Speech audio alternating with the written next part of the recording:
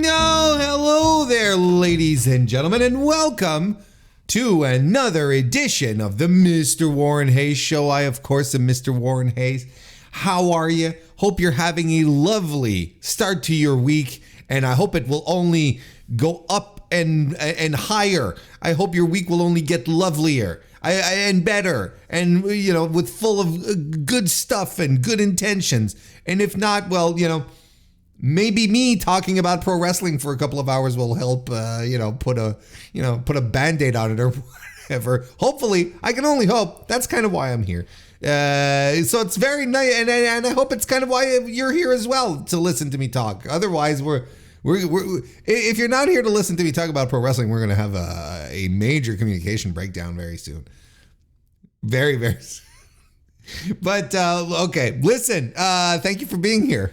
How about that? That's the most, why don't I just keep it to, Occam's razor is not something that I necessarily apply. It's something I believe in. Like, I always think like the simplest solution is usually the best one, right? That's usually what I think and what I purport, what I try to promote. But when it comes to myself, I can hardly keep things simple. I always have to be I always have to go about things in a very roundabout way. Can't really go. It's hard for me to go straight to the point. I feel like I have to flower it up. You have to. You have the structure. You have it all nice there, and and it's solid. It's well crafted, well built, well put together. But then you start adding, start adding stuff, flowers and ivy and whatever else, tinsel during the holidays. You'd add tinsel to it. Do people still use tinsel? Like, I think isn't like tinsel regarded as, not good for the environment? Like, it's something where it's just like, it's so extremely terribly wasteful, and it's made out of some kind of plastic compound and it stays in landfills for decades and eons, whatever. Yeah, isn't like tinsel like poor, frowned upon now? I haven't seen tinsel since I was a kid. Why are we talking about the holidays when it's fucking May? Am I really that excited for Christmas? Oh, I guess to a degree, to a degree, but the holidays are always fun. But it's I can also take a break from it. I think what makes the holidays fun is that it happens only once a year, and then the anticipation grows, right? Like whoever came up with the idea of the holidays understands long-term storytelling. All right. So that's where we're at today. It's going to be one of those shows, I'm afraid.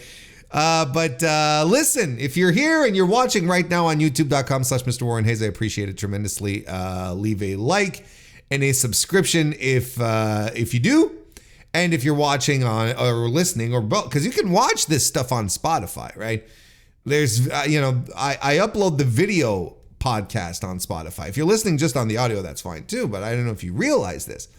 Now on Spotify, they've been supporting video for better part of a year now, right? A little over a year, like 18 months. Are we going on to 2? Yeah, look, it doesn't matter. But I've been uploading a lot of my podcasts in video format there, at least from the day that they started. And I sort of, and then I decided that, okay, this is, let's keep going. We're going to keep doing it. And so, you can watch the Mr. Warren Hayes Show on Spotify as well. But regardless, 5-star reviews on Apple Podcasts, 5-star ratings on Spotify. Anywhere you listen to the Mr. Warren Hayes Show on audio, if you can show some type of love, that would be tremendous, of course, and would be very appreciated. And, per usual, you can join us in the Mr. Warren Hayes Show Discord. The link is in the description. We'd love to have you there as well. And today, we're gonna be breaking down quite a few things. We've got some reviews in the pipe here today. How do you get 11,000 French people to sing along for 3 hours? What do you have to do for that? You give them WWE Backlash France. That's what you do. So we'll be reviewing that. We'll be reviewing New Japan Dontaku 2024 both nights. Not as much singing. not as much singing on that one. But we'll still be reviewing both of those nights. We'll be talking about the Best of Super Juniors, some WWE news, John Laurinitis. Look, we've got a lot of stuff to cover. Why don't we get to it? Let's go. It's time for the weekly wrestling inspection.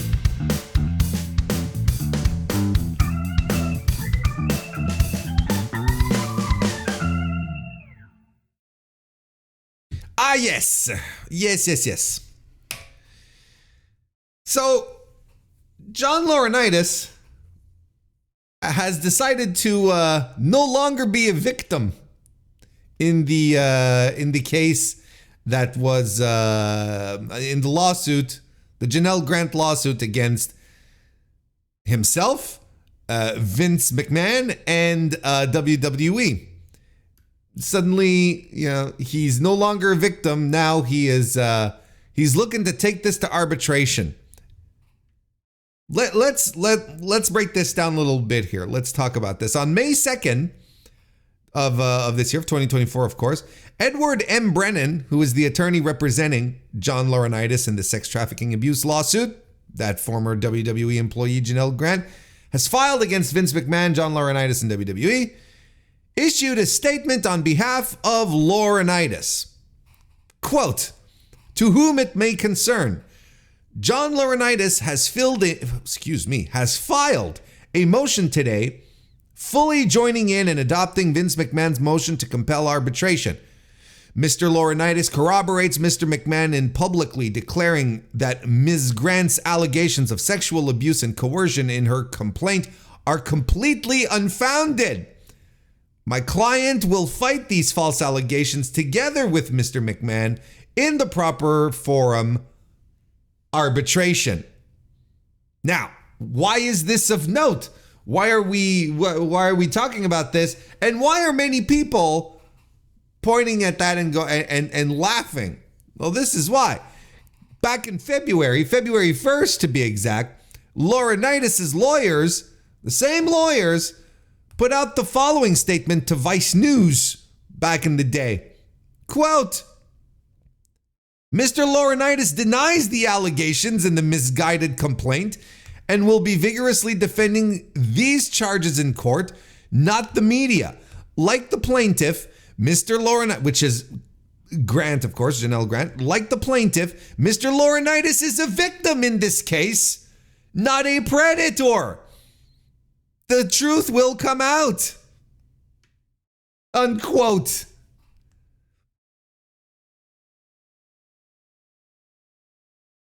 What? Like, we have a complete change of pace here, right? And following up on that, Vice News reached out to Brennan, the lawyer, and asked if he is directly saying that Mr. McMahon is a predator in this case. And Brennan responded with the following, quote, "Read the allegations, read the federal statute, power, control, employment, supervisory capacity, dictatorial sexual demands with repercussions if not met, count how many times in the complaint Vince exerts control over both of them." Unquote. So what happened? Why did we go from Mr. Laurinitis is a victim and his lawyer doubling down in a statement saying, "Look, read between the lines, Vice News. You figure it out for yourself, Vice News. Look at all the moments where Vince was being, domineering and having dictatorial sexual demands with repercussions. You figure it out if whether Laurinitis is a victim or not. How did we go from this to, oh, Ms. Grant's allegations of sexual abuse and coercion in her complaint are completely unfounded, and we will fight these together with Mr. McMahon. Look, look, I don't know what obviously I don't know what happened. If I knew what happened, this would be a whole other podcast, let me tell you. But of course, we don't know what happened. We don't know what the situation what the situation is specifically. But we can absolutely wonder in our mind of minds what happened, what caused Johnny Ace to flip here. You know, we can only speculate, and I'm not saying that this is what happened. There's a big ol' allegedly here, but it kind of feels like someone got to him. Kind of feels like someone picked up a phone, said, Johnny, you need to reconsider this. We can fight this together. Think about your legacy. Think about your future moving forward, etc., etc.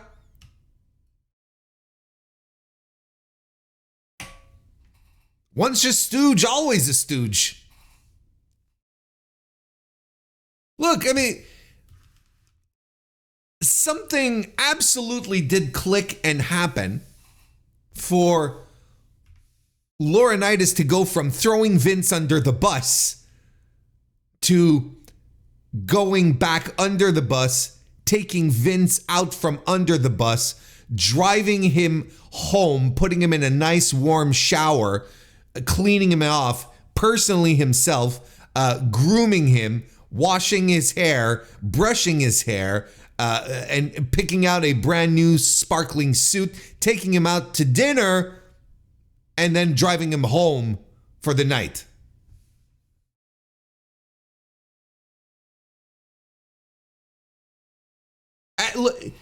In all seriousness, it's, I consider, look, I'm no legal, but I would assume that this is a bit of a blow.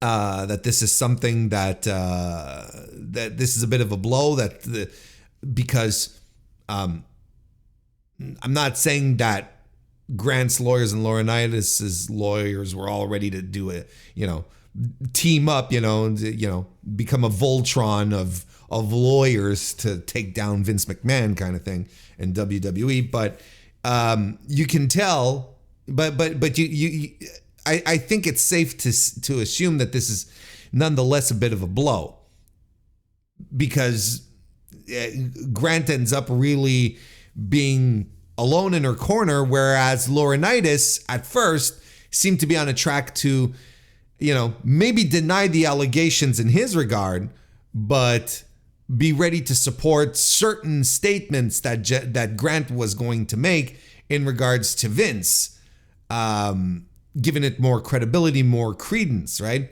Now, well, it looks like we'll be paddling upstream with this one, folks. Yeah, that's kind of how I see this right now. I don't know what a next step could be. I don't know what the next step, what a next step it would be here. It's weird that they want to take this to arbitration, right? It's weird that I said this last week when talking about the Vince stuff. There's a lot of emphasis being put on, maybe it was clear with Vince's statement when we talked about it last week, but there's a lot of emphasis on wanting to clear his name, his reputation, and we will prove that these things are false. Whereas if we're going into arbitration, we will not know anything. We won't know what the results are. We won't know We won't know what the results are other than they will have settled, you know.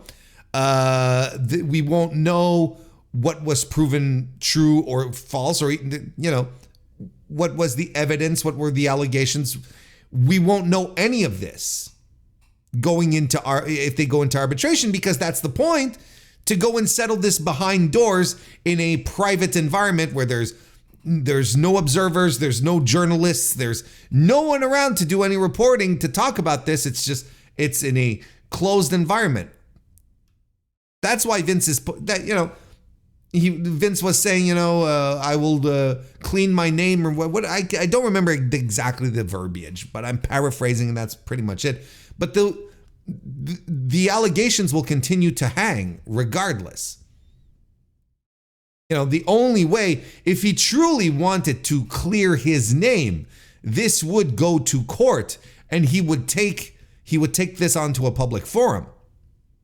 But of course, he's not alone in this. He's got Laurinitis and WWE, who might have other ways of viewing this, and Vince himself, you know, isn't necessarily a fan of courtrooms, as we know. So, it's strange, you know, how we will, you know, we're going to fight these together, Mr. McMahon and I, in arbitration. Okay.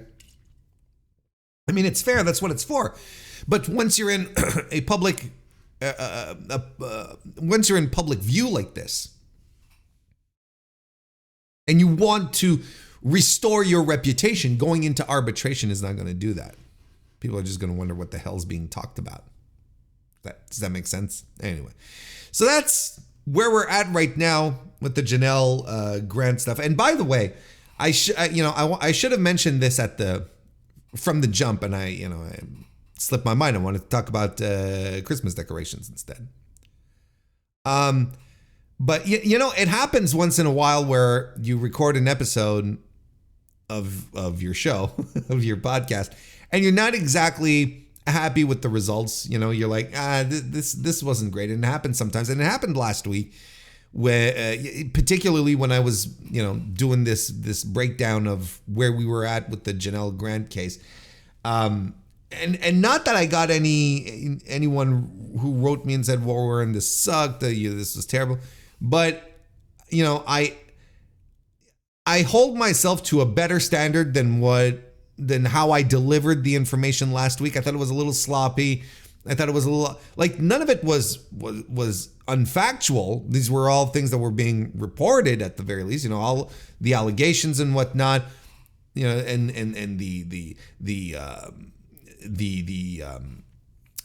statements, the quotes from journalists and whatnot. All of that is all stuff that I had researched and found and hobbled together. But, you know, the delivery, the execution, how I handled it, it felt really off. Like, I re-listened to it. Like, I at the end of it, I took a step back and I was like, I don't think this is very good. And then I listened to it afterwards. And I know this was not very good. And then sometimes these, you know, like I said, these things happen sometimes. But I'm making a note of it. You know, it happens sometimes and I don't talk about it. But I'm making a note of it here because the Janelle Grant lawsuit is big time news, and it's very serious, and it's something that I feel I want to be able to report and think upon and opine on with a certain level of credibility. You know what I mean? Like, the point being is that I don't feel like I conveyed what I was thinking with confidence, and it was sloppy. I thought the execution wasn't good. So, you know, I promise I'll do better, especially in that regard, right? And maybe you're there saying, Warren, everything you do is sloppy. Well, I was very sloppy. It was sloppier than usual. How about that? Like, I understand I'm not a paragon adroitness when it comes to delivering the podcast content. I can get scattered. I can get a little all over the place. It happens. But anywho, just wanted to point out, I didn't think it was great audio. I will do better, especially in the context of that case. Yeah, because y'all deserve it. If you're here, you hang out, you listen to this stuff, you deserve good things, good things. And now, before we get to the WWE Backlash thing, it's truly spring cleaning time in WWE, where there are more releases that happened over the course of the last week. I think it's been 3 weeks running that I've had a little WWE releases segment, right? But it really is some it's some housekeeping, I guess. Getting rid of people who are underperforming, which is fine. Don't get me wrong. That's the nature of the game, and I don't think anyone who gets signed to WWE expects them to keep them on for life the minute that they're hired. But there were a lot of things that happened last week. There were a lot of people that were fired last week. PW Insider reported that Drew Gulak was released. Let's start with the names that we know that are very familiar to us. So Drew Gulak was reported by Pro Wrestling Insider that he was released. Now, I know it got a little twisted, but bear with me here, okay? This is what PW Insider reported originally. And before we get into the weeds, Gulak himself, I mean, are we surprised that he's gone or not? I mean, that is not, but are we surprised that he will no longer be with the company? I guess, this is a guy who's been around the company since 2016, right? He began in the Cruiserweight Classic. He was eliminated in round 2 by Zack Sabre Jr. Jesus Christ. What? How far we've come in 8 years. Gulak then became a staple of 205 Live, bringing in his better 205 Live gimmick, right?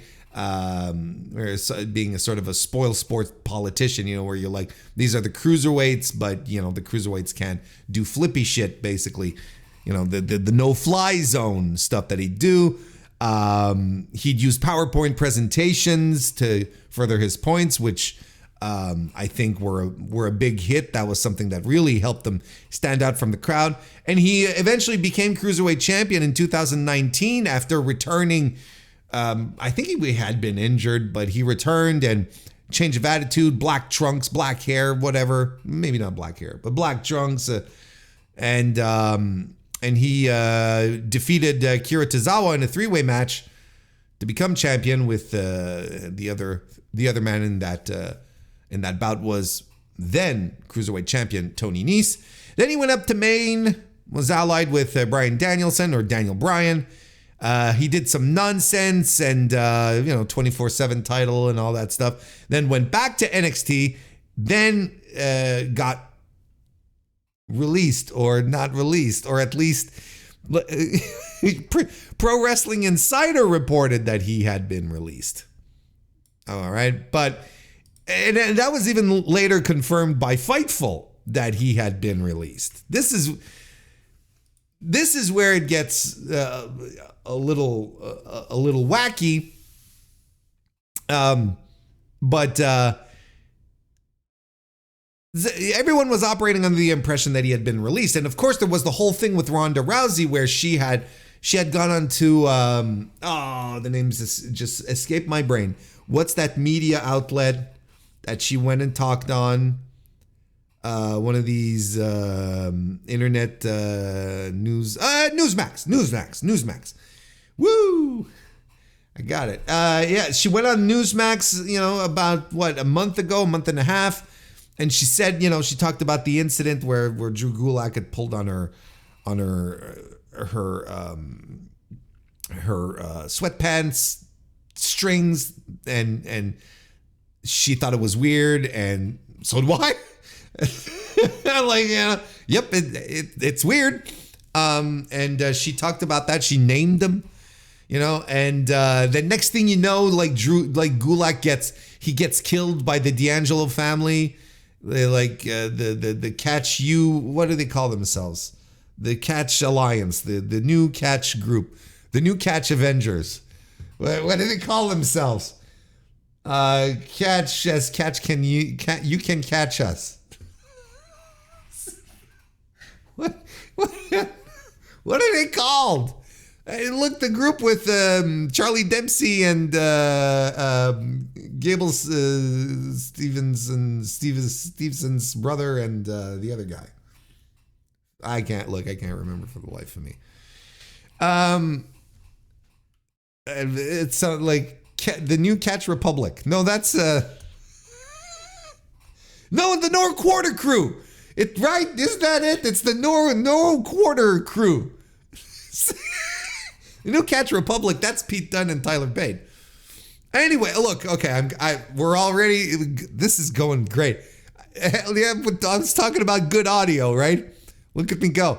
So there was all of this stuff. So a lot of people were wondering, well, was Drew Gulak's release related to the Ronda Rousey allegations, right? But at the Backlash France post-show presser that happened this past Saturday, Lucas Charpiot, who is a friend of the MrWarrenHayes show and a friend of mine as well that I got to know through my collaborations with the French contingent of wrestling fans over the course of the past couple of years or so. Bonsoir les amis, j'espère que vous allez bien. Lucas Charpiot was there at the event and asked a question. And I'm going to read the question verbatim that he asked Triple H in regards to this Drew Gulak release. So, quote, Lucas Charpiot for 10 Count Media. I just wanted to ask you, Fightful and PW Insider reported that Drew Gulak was released by WWE. I just wanted you to clarify on the situation, if this was true, and is there anything to do with Ronda Rousey's accusations about sexual? And at that point, Triple H, Paul Levesque, cuts him off. And he responds with this, quote, first of all, if you're going to cite news sources, pick good ones. That's where I would start. Credible, really, maybe. Unquote. So, bit of a stunner there, just coming in hot, cutting off the question. Then Levesque explained why WWE cuts talent. Duh, that's fine. And ended up saying that Gulak was not fired and he was not released. In fact, his contract was not renewed. This is what he said, quote, can I say that he was released? He was not released. His contract was just not renewed. Oh, okay. And then Fightful reported on Sunday that Gulak was indeed still employed by the company. Interesting. Now listen, maybe some of you listening right now, this kind of stuff, it doesn't bother you. It's a lot of mumbo jumbo among media people and journalists, and maybe it's like, all right, just get to the point, Warren. Maybe, but it matters to me. It matters to me because I think this level of there's a level of media literacy here that was completely void and null. Some very weird reactions, and my boy Lucas ended up being on the receiving end of some really bad shit because of it. I am going to take a minute to talk about this. Because I think Triple H's tone here was out of line. All right? You've got a journalist asking for clarification on a release of an individual who was recently in the news because that individual was subject to some weird allegations, some weird behavior by Ronda Rousey, who is, one of the most famous fighters in the world, right? Whatever you think of her specifically, nonetheless, that's her thing, right? People will listen to will perk up when Ronda Rousey has something to say. So I thought he was completely out of line to begin with. Let the guy finish his question, right? A guy who on top of that English is not his first language. He speaks English very well, don't get me wrong, but you listen to Luca and you're like, okay, he's not struggling, but you can tell, right, that it's not his first language. He gets along very well, but it's not like he's no Kevin Owens, right, where English is not his first language, and all of a sudden you're like, well, okay, I couldn't tell.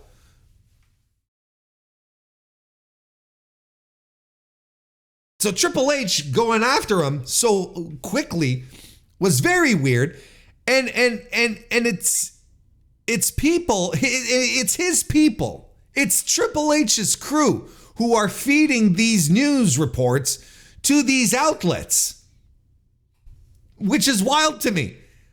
Why would he suddenly decide to go after Fightful and PW Insider when they are objectively being fed news from Triple H's people?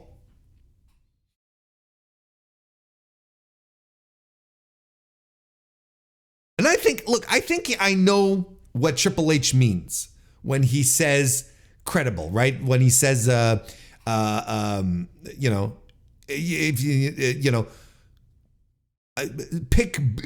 you're going to cite news sources, pick good ones, right? Credible, really, maybe. I think I know what he means, when he says credible, when he says good ones. I think he's talking about Variety, ESPN, The Hollywood Reporter, Rolling Stone, like whoever they get in, WWE works with in the mainstream media. I think that's what he means, because they don't care about the sheets. And Triple H is an old school former worker who was brought up on hating the sheets. And he's, there are multiple times where you can talk about his disdain for wrestling newsletters and websites and smart fans on top of that. He's got a tremendous amount of disdain for those. So it's no big shock to me that Triple H just sort of lashes out here. But despite the fact that Triple H doesn't hold these outlets in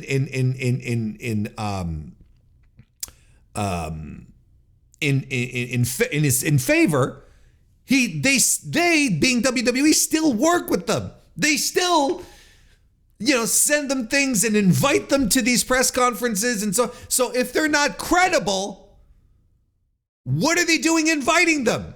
Fightful is always there. Mike Johnson is there. Well, they weren't there in France, but you know what I mean? They still get invited to these events.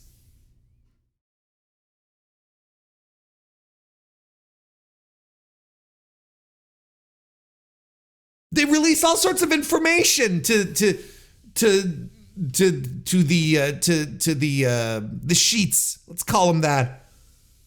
They release all sorts of information, including their releases, which is something that WWE doesn't do anymore. Have you noticed? When is the last time WWE put up on WWE.com, so-and-so has been released, we thank them for and wish them luck on their future endeavors? When's the last time they did that?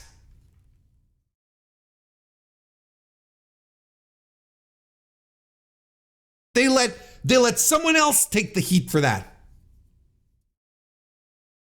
You know, because you get all the people going, oh man, this sucks. Oh, these people, they lost their jobs. It's so terrible. It's awful. WWE doesn't want that heat. And the outlets, Fightful in particular, right? It's always Fightful who seems to be on top of this. They don't care about getting the heat for people getting fired. We're just reporting the news. We didn't fire these people. And they're right. They're, absolutely right. But then if WWE, the Twitter account were to put that out, the amount of shit that they'd get, they just stopped. This information is fed to the sheets who serve this purpose. It's like an extended PR department,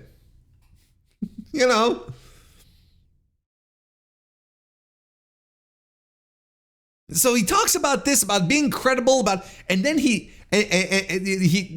look, WWE does all of this and has these pipelines to wrestling media, to whom they feed, to whom they invite and there's nothing wrong with this per se, by the way. There's nothing wrong.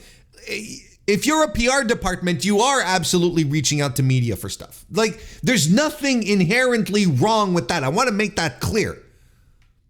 If you're in media, you have PR departments reach out to you. That's just how it works, first and foremost. Second of all, the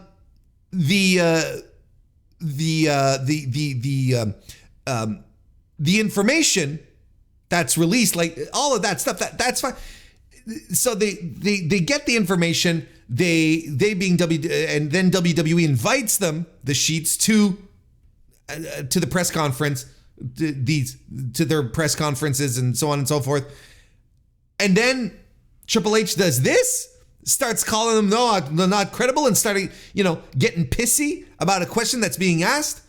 The mask slipped here, folks. The mask slipped, and Lucas took a lot of flack for this on Twitter, when it should have been Triple H with his stupid ass question and his response, I should say. Triple H should be taking the heat, and people should be questioning, why didn't he answer the question? If I'm going to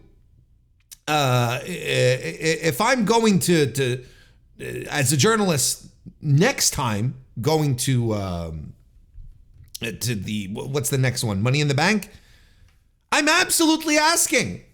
I'm 100%. We didn't quite get the clarification that was asked for the last time you were at a press conference in regards to whether or not the Ronda Rousey affair had something to do with Drew Gulak's firing, or his contract being run out. Could you give us some clarification here, just to get him on record, because he's not on record about it?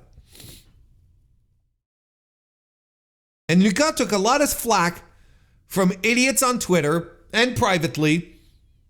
Then Mike Johnson of PW Insider tweets out that he wanted an apology.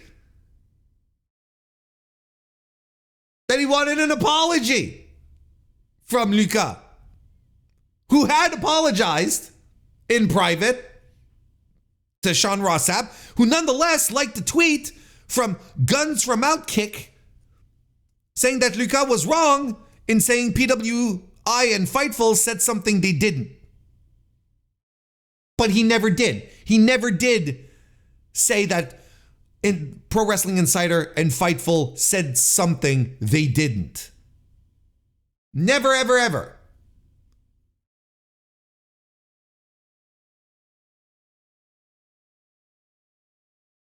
It's been a messy few days for him, but he didn't do anything wrong. That's the thing, is that Lucas, even though he went and apologized because that's the kind of guy he is. He had nothing to apologize for. He had nothing to apologize for. He legitimately didn't.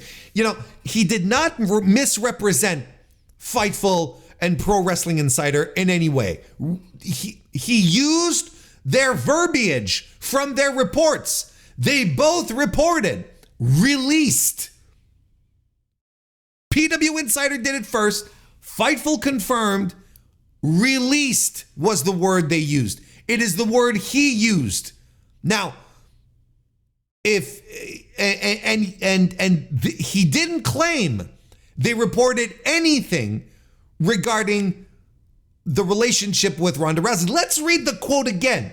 Let's read the question again. Now that we have all this information here, listen to this. Lucas Charpiot for 10 Count Media.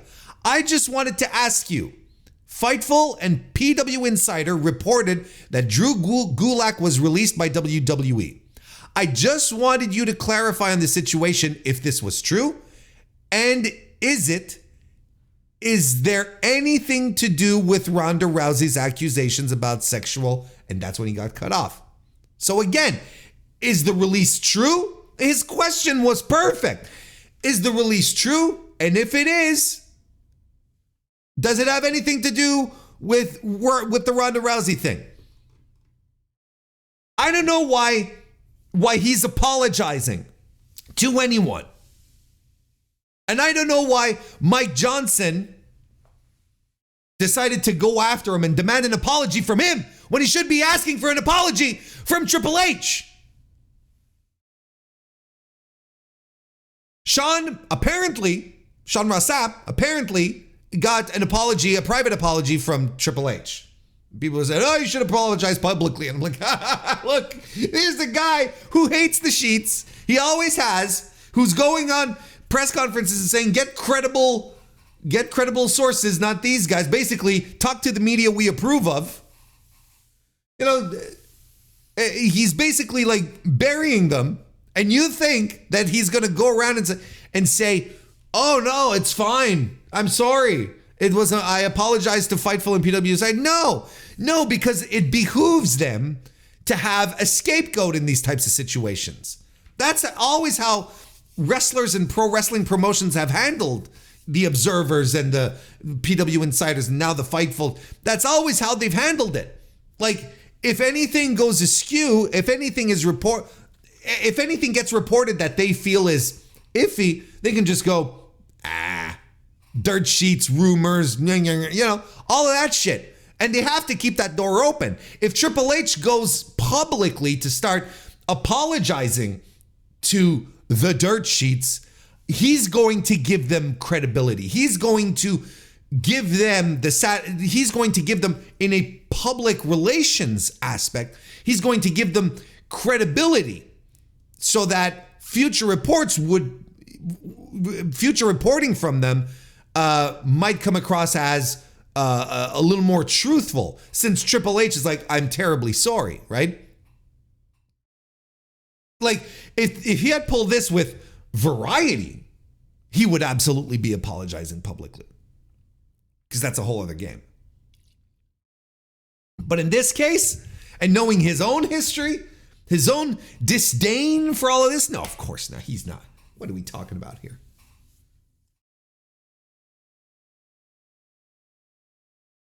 Look, Triple H got triggered and mischaracterized the outlets, took cheap shots, and nobody's mad about this. This is ultimately the problem. Nobody is mad that Triple H took the shots. Everyone is mad at Lucas, who did his job, did it well. His question was fine, and it's Triple H's response that was shit. So yeah, look, on one hand, I'm talking about this because Lucas is a friend, and I don't think he deserves to be sucked into this vortex of bullshit, especially when things went so well. Especially because some people are making this out to be his fault. But on the other hand, aside from my own personal feelings, this is a continuation of this problem that exists with wrestling reporting in general, where we don't seem to focus on the right things. And we look to demonize people that had nothing to do with the response. The question was fair. It was such a good question. You know, the other questions were all like, oh man, how much pressure are you under, Hunter? Legend.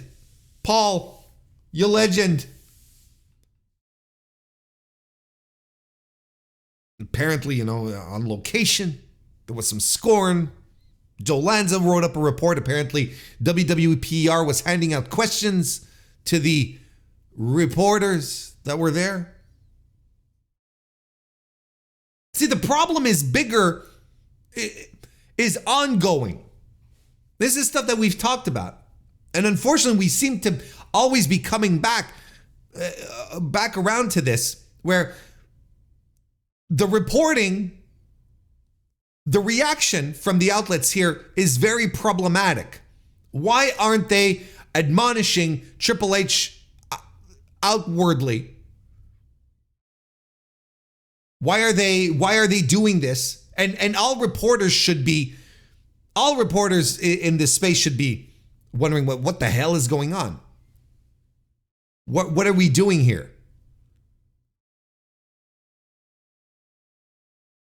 They should all be wondering, you know, why are we putting up with Triple H just wantonly trashing what we do off of a question that had nothing to do with it? Why are we turning this into Lucas Charpiot being the bad guy here? The problems are deep, and they continue to expose themselves. It's not good. But look, it was a good question, and Luca did nothing wrong. That should be a t-shirt. Anyway, Drew Gulak, he's gone. Or he's going to be gone. He will soon be gone. Just another day. Just another day. Also, the Wrestling Observer this time reported that Gable Steveson had been released, to no big surprise. I wasn't surprised anyway. It was really a question of when, as to whether or not he was going to be, right? I'm talking about the 2021 Olympic gold medalist. He had signed with WWE in 2020 an NIL deal, which at the time was the highest paid of his type. Many people consider Gable Steveson to be the greatest amateur wrestler to come out of Minnesota, but didn't quite pick up the pro aspects of it, did he? It wasn't quite exactly the same thing. WWE promoted the hell out of this guy. They made him you remember this when they made him a special draft pick? You know what, that year of the draft? I don't know, like all the drafts sort of lumped together in my brain. You know, but you remember, it will always stick with me that one time they had Gable Steveson, like in his home with his parents, or at least in his parents' home, right? And they're sitting on the couch, and then they announce it and they cut to the family and they go, yeah, you know, they jump up kind of thing. And this was supposed to be live, but you could absolutely tell it was pre-taped, because they cut immediately. And it's once they cut that they jumped out of their seats. Whereas if it had been live, they would have already been jumping out of their seats, you know, to make it look like, you know, like a true sports draft, you know, where the families get excited and the kids, you know, the players jump into their mom and dad's arms, and finally dad, you know, pulls them in close and says, finally, you'll be able to reimburse me for all those years of equipment and soccer practice and not soccer practice. Why soccer practice? Hockey practice, let's say. And the equipment and the tournaments and the flights and the gasoline. Dad's like, finally, we've hit the pay dirt. We've hit pay dirt. So they did that, and then they did the thing at WrestleMania 2 years ago, which was a disaster, right? The thing with Chad Gable, and then they had him celebrate in the ring with Steve Austin, and he looked so incredibly out of place. This has always been the thing with him, right? You know, you could tell he wasn't ready. He didn't know how to conduct it. Like, there was no star power off of this guy. As good as a wrestler he might have been, because I really never understand. He did not have the presence or the star power, and he debuted in NXT June last year, where he had his first match with Baron Corbin, which was a stinker. Boy, oh boy, oh boy. Did that match not go well? And then he had on NXT TV, they did an angle with him where he was going to make his choice, going back to college for the 2024 season, or concentrating on WWE. And of course, it was an angle, and he's going to pick WWE, right? You know, he did, you know, consider going back for the 2024 collegiate season but once again, he was not allowed to do so, you know, by WWE. We're like, no, you made your choice. But, you know, that's the thing. And the timing of the cut, this is Dave Meltzer that pointed this out. He said the timing of the cut is especially cruel because had it been a few weeks earlier, he could have competed in the Olympic trials, which, based on his 2023 performance, he'd have been the heavy favorite. Too late now? So, I mean, I don't know. Look, it sucks that he can't like bounce back to his collegiate experiences, but we got to be real here. This guy did not have pro wrestling instincts. Strong guy, could throw dudes around, that's fine, but he just didn't have it. Now, whose problem is this? Was it Stevenson's problem? To a degree. But what if, and I submit this unto you, just like I did, you know, months ago when we were talking about Maxine Dupree. What if WWE is putting these people into positions ready-made to fail? What if, I'm again positing this, what if they had calmed down a little bit on the big hype for Gable Steveson and instead took the time to train him, see what kind of ability he has, you know, run him in the PC for a while before slapping him on TV and putting him in a position where he's going to drop the ball? Why didn't they do that specifically? And, you know, it's weird that I'm comparing him to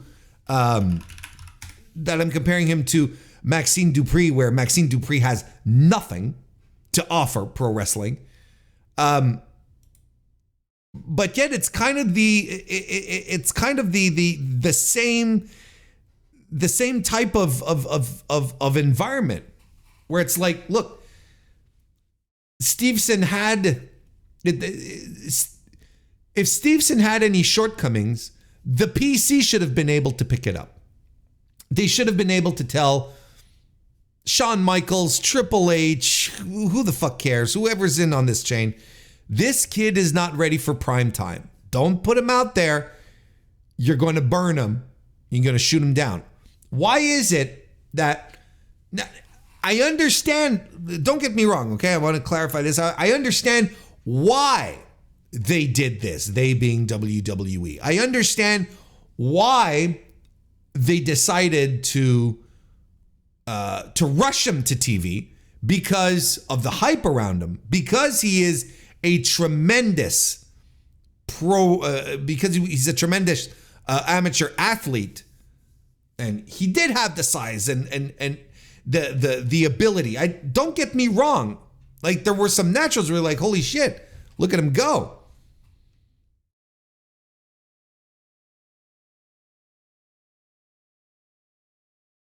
But, you know, like, how much of all of this is Stevenson's fault and not WWE's,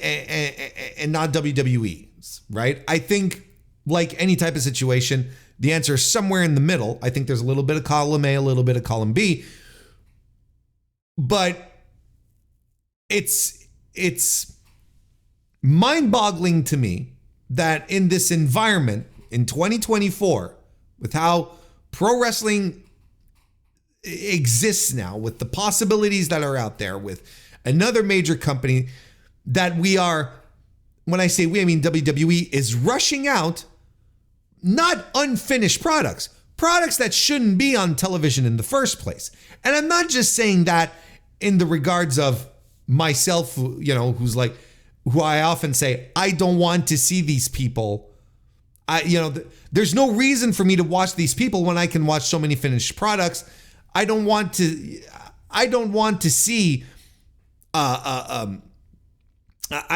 people who don't have it on my television screen when there are people who do have it should be getting that airtime, especially when they're being heralded and pushed and shoved down my throat as something special, as something I should be interested in. And it's hard to get interested, to get supportive of this guy, specifically Stevenson, who is a strong collegiate athlete, sure, and that WWE is putting all of the hype behind, but who can't string a match together. And ultimately, that's why I watch pro wrestling. It's to watch people have athletic matches.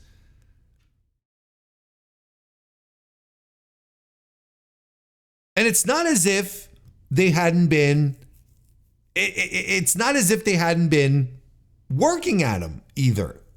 You know, I'm looking at his profile here. You know, I think his first match against Corbin, because it was his first pro match, the match against Corbin, I think that was a mistake. But then they had him hit the house show loop. The NXT Live house show loop. Dark matches recently with Cedric Alexander and Trevor Lee, Cameron Grimes. And they can't get it out of him. And he had no charisma. He had no presence. But these are things that you can work on. Or you give him a fucking mouthpiece. You know, like, I feel like the effort was not put in to make this kid special. It's like somehow within WWE, they started believing their own hype that this kid is special. And when he started not demonstrating that he's special, that his shortcomings are related to transitioning between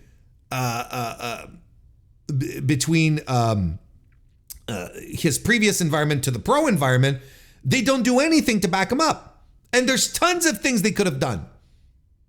They could have also not make him a big deal at WrestleMania either. Again, I know why they did it. I'm not stupid. I know why they did it. But ultimately, it all hurt him. Hurt him in the end, and he got... Now, look. It's no skin off my ass. I just think it's another indictment of the Performance Center as a place where, oh yeah, we train recruits and we make them better. No, it's an indictment of the Performance Center, but mostly of WWE's, it's not policies. What's the word I'm looking for? WWE's handling overall of Stevenson here. I'm not going to lose any sleep over him losing his job, and that's fine. He'll move on. He'll do something else, and who knows? He might even be called back. He's like super young. He's like 23. He's super young. But is this going to be one of these situations where he's going to go off and make himself better elsewhere only to come back to WWE then? Which will again be an indictment of the PC. Because if you... Anyway. Talked about it enough. Again, no skin off me. The fact that that Stevenson is gone, I don't know if he... Look, he might have never had anything to give either, right? You can only put... You can put only so many people through the motions. Like at some point you have to, you cut bait, right? It's like, well, he just doesn't have it. So maybe that's it. Maybe they just like sat around and they discussed and like, he just doesn't have it. But then again, there's been people recently who have been in developmental for much longer than him and who had a little more potential than him that nonetheless got cut.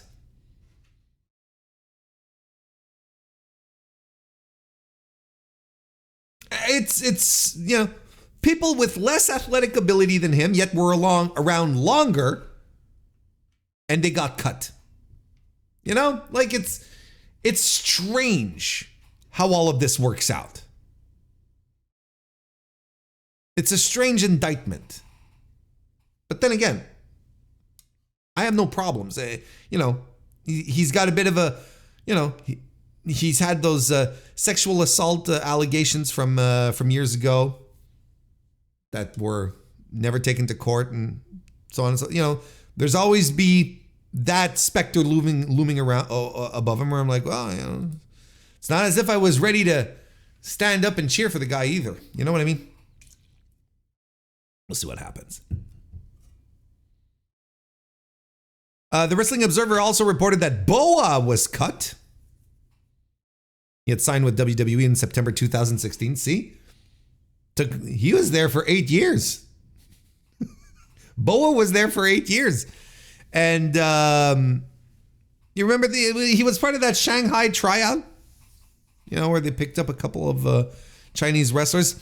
His big, I guess, moment in WWE where people will remember him as being part of that spooky group, Tian Sha, with Xia Li and Wendy Chu.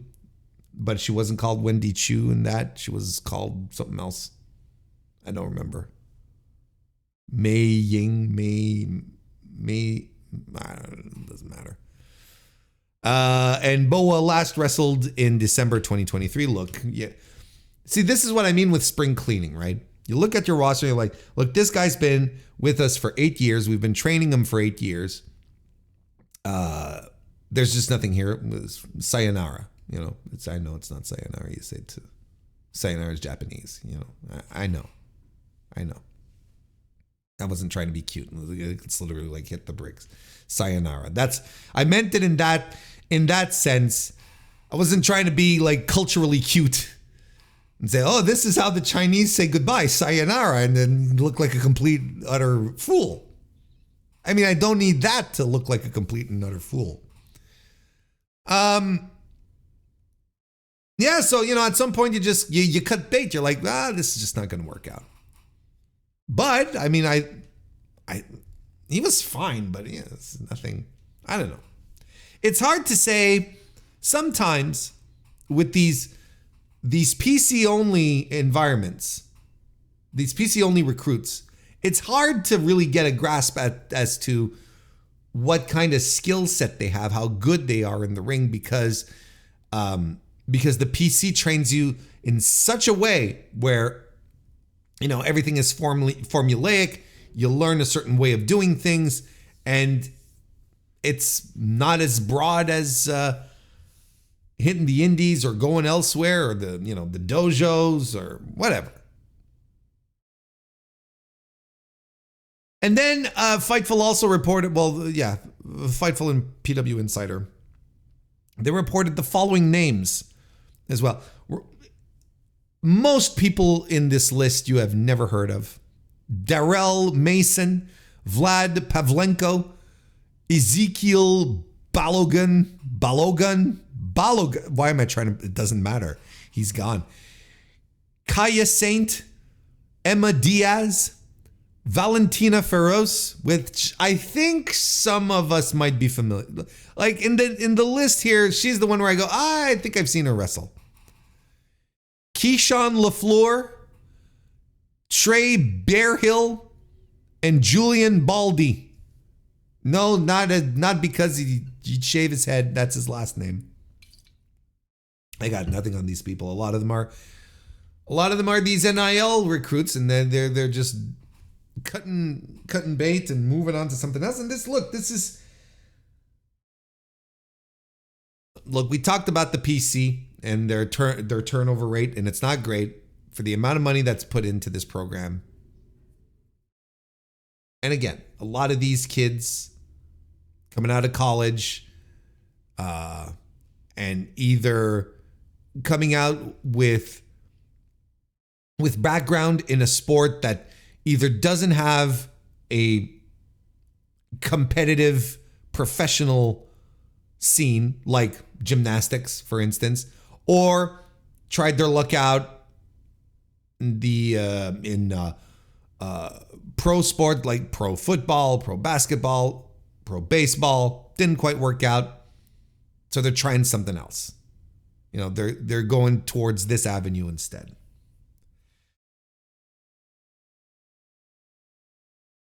By the way, where the hell is Wendy Chu? We talked about her. Like, you want to talk about someone who's in NXT, like right now, like currently employed by World Wrestling Entertainment, and who is in this, Shawn Michaels PG teen drama promotion, and she cannot find TV time for the life of her. I think for a while she was injured, but she's no longer injured, right? I'm sure she's ready to go. I'm convinced that was the last time I heard about it. And the thing is with Wendy Chu is that she can actually work. She is actually a good worker. But we're going to insist on putting, fucking Thea Hale, or, I know people like Thea Hale, don't get me wrong. I know people like Thea Hale. I'm talking about a worker.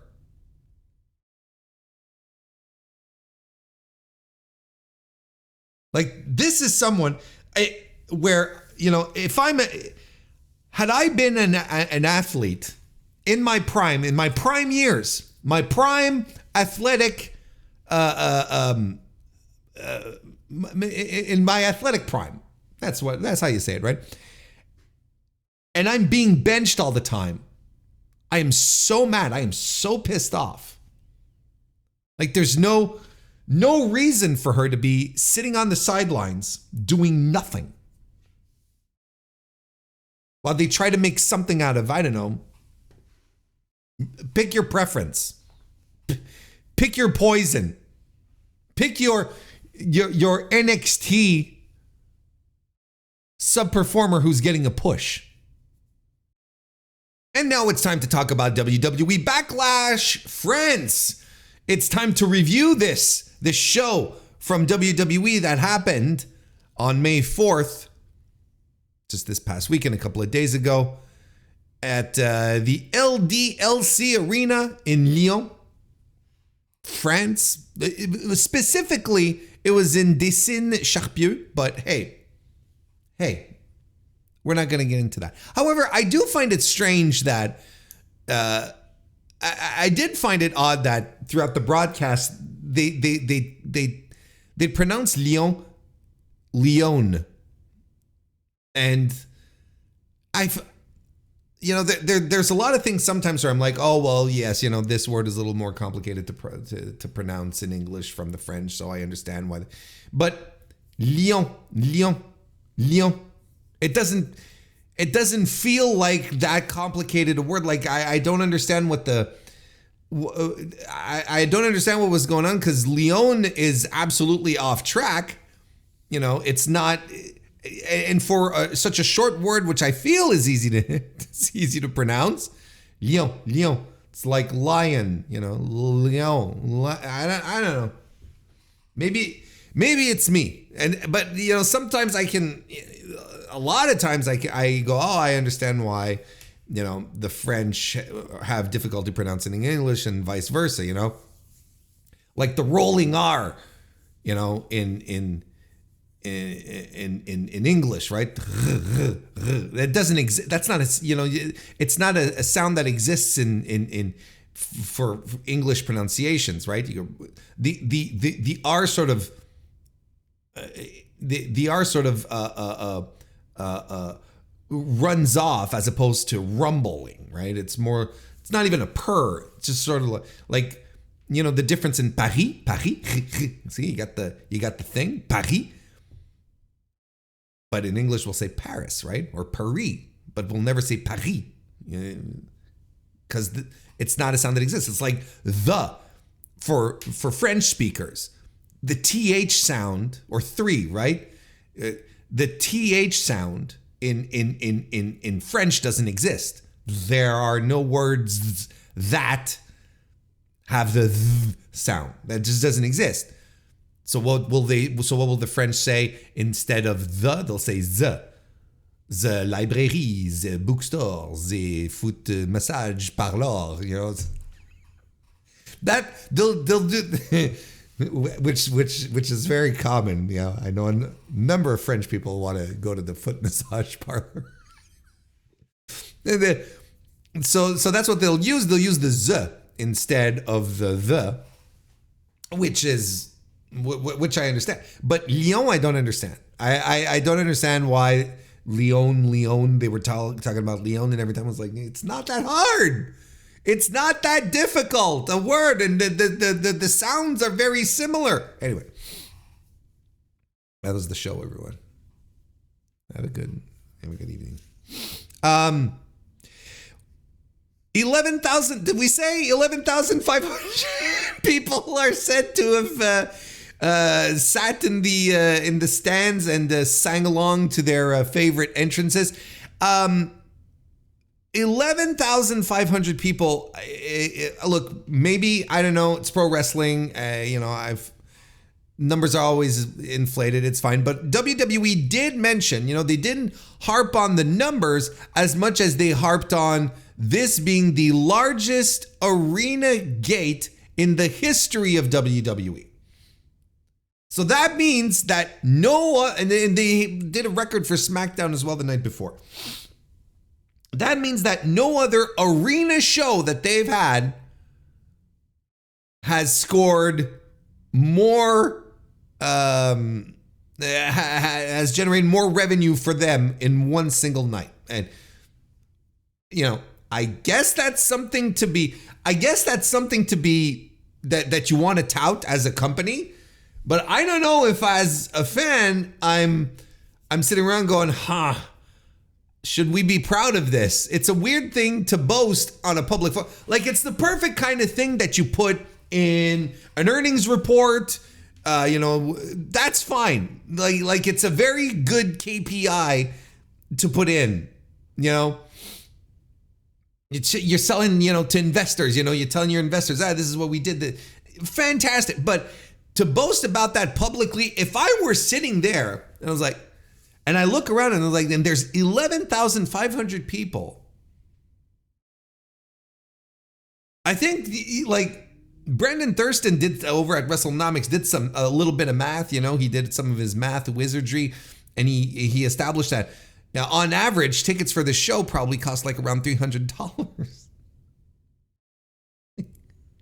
My God. And look, I cannot say this enough. I do not have an issue with WWE selling tickets at premium prices. We have this discussion with AEW all the time where people say tickets for AEW shows are too expensive. Well, you never hear that bullshit for WWE fans. Never ever, because the product is hot. Because the product is hot. When the product is hot, no one gives a shit about the price. They're going to want to buy a ticket regardless and go. Right? And people saying, well, the lower attendance for AEW because the ticket prices are higher. I call bullshit on it. Anyway, I don't want to go on that tangent, but if AEW's product was hot, they'd be selling more tickets and at premium prices on top of that. But it's not right now. Now, WWE absolutely has that luxury going on right now. Absolutely, 100% for sure, they're into it, and that's fine. Now, but my point being is, if I'm sitting in the audience and I'm realizing I'm looking at the arena and I know what the capacity is, and I'm like, 11,000 people, 11,500 people, and they're being told, you guys, the biggest gate, most amount of money we made it off of you suckers. You paid too much for these tickets. That's what it says to me. It's like an arena show and we're breaking gate records. I'm like, oh. Now, of course, this means that WWE will be absolutely more inclined to come back, for sure, right? If they're doing a little PLE and they're breaking arena gate records just by a little 5-match show. You didn't even have to bring the entire roster, just like 20, 25 people. Production crew, sure, but it's not that heavy-handed an event. I don't know. If I'm sitting there, I go, did we just get suckered, essentially? Anyway. But look, you can't complain that WWE's business isn't doing fantastically right now, because it is. If you say the opposite, you're just it's bad faith. It's the worst faith. It's it's not even bad faith. Like, even if you were to say right now, I don't think WWE's doing good business, your caboose is loose. Is that a thing? Is that an expression? Something's not quite right. You're not observing the same wrestling business as I am. Like, this is like, it's elementary. Anyway, MVP of this show was absolutely the audience. This French crowd was so stoked to get a WWE show, and thrilled for them. They got a show. They definitely did get a show, but they were absolutely on fire from top to bottom. I'm gonna, and again, I know that I have some French buds who are listening to this, but I'm gonna throw my hat into the ring and add, you know what? Getting towards the end of the show, the singing was a little annoying. It just got tedious. I'm like, okay, guys, especially with the Phenomenal song, Il est vraiment phénoménal, la la la la la la la la, which is actually a pop song from the 90s. Anyway, it was funny at first, but then it got really old really fast. But I understand. Like, look, again, I'm sitting at home, and I'm grumpy. I'm not grumpy. I wasn't grumpy. What state of mind was I in on Saturday? I was in a good mood Saturday. Nice afternoon, just come back from playing with the dog outside and settling in, got me some lunch and was ready for some Backlash, kind of thing. I was all right. I wasn't grumpy. But nonetheless, I was sitting there towards the end of the show, especially in the main event. I was like, you guys just know, like, I'm exhausted for them. Like, like, I like to go to my wrestling show. I like to go to my wrestling shows. I like to sit down, have a beverage, and I'm watching the show and I'm just enjoying myself. Pop out of my seat a couple of times, stand up for some cool entrances, and that's it. It's like, but I chant around with some things. I usually don't. I don't do all the chants. I do some of the funny chants, the C'est pas gentil chants. Those are always fun when you do them when they're in Montreal or in Quebec. And But I don't like this crowd singing along. It felt like, felt like a workout. I was exhausted for them in the audience, just, always doing shit. I was like, my God, people sit down and enjoy yourselves. Like, you're not performing the athletic feats right now. There are people in the ring who are going to do that. You're fine. You can really, like, you paid $300 for this ticket. You can relax. But there was a party atmosphere. I get it. Like, I'm just being nitpicky for the sake of being nitpicky at this point. But I look, you come for my opinion for what I thought of a show. And if I tell you, well, towards the end, I sort of got annoyed with the crowd. Well, there you go. You're going to have to deal with it. But, it didn't take me out of it. There, how about that? How about we counterbalance with that? A little nuance, a little fairness, a little, on one side I was annoyed, but on the other side, it didn't annoy me to the point where it ruined a match for me, or absolutely not. But, whereas sometimes you do get, or, you get crowds who are completely uninvested, and then that also helps to ruin a match. You know what I mean?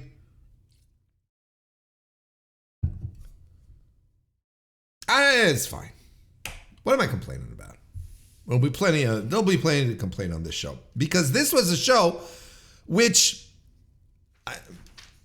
okay, excluding WrestleMania, I think this is Paul Levesque's best pay-per-view yet. I think this was his best. It's by far my favorite. Of course, the bar is very low, but I thought that this was his best foot forward. Now, it's not a perfect show. I would say it was a fine show. I think it's a show that's carried by 2 matches. I'm not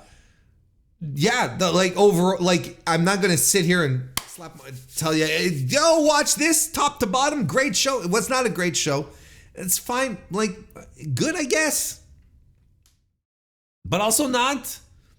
And here's the thing, I had a discussion recently in DMs with someone asking me about, okay, I review an AEW show, and there's 3 or 4. There's not 3 or 4. There's like 3 matches on the show which I really didn't think were very good, but I'll sit back and I'll say the pay-per-view was great. Why? Well, because if the match is around the match, look, I'm trying to say too much. The question that the person had was, well, if you're reviewing a pay-per-view and you say 3 matches on the card you really didn't like, but you end up looking back at the card, you end up at the card at the end and you'll say, for the AEW show, this is tremendous, what a great card, what a great pay-per-view, absolutely recommended. But yet there were matches that stunk on it. You turn around and you do the same thing with WWE. You say, well, these matches stunk. There was this one great match, but you wouldn't recommend the pay-per-view. You think it wasn't very good. What's the difference? Where do you draw the line? And where you draw the line is, there is a point where if you put on more matches on a card, you will have the possibility to have more better matches. If we're talking about a recent AEW pay-per-view where there's, let's say, 10 matches on the card, if 3 of them aren't very good and they're relatively short, relatively speaking, but you have 7 matches which are tremendous and like 2 or 3 of them just blow your mind, well, yeah, then you go, yeah, this was a great pay-per-view. If you have 5 matches on the card and 3 out of them stink or aren't very good, well, no, I'm not going to tell you this is a good show. I'll tell you this match ruled, but the show wasn't good. I hope that makes sense, because it does boil down to the matches and what you recall and how you're feeling.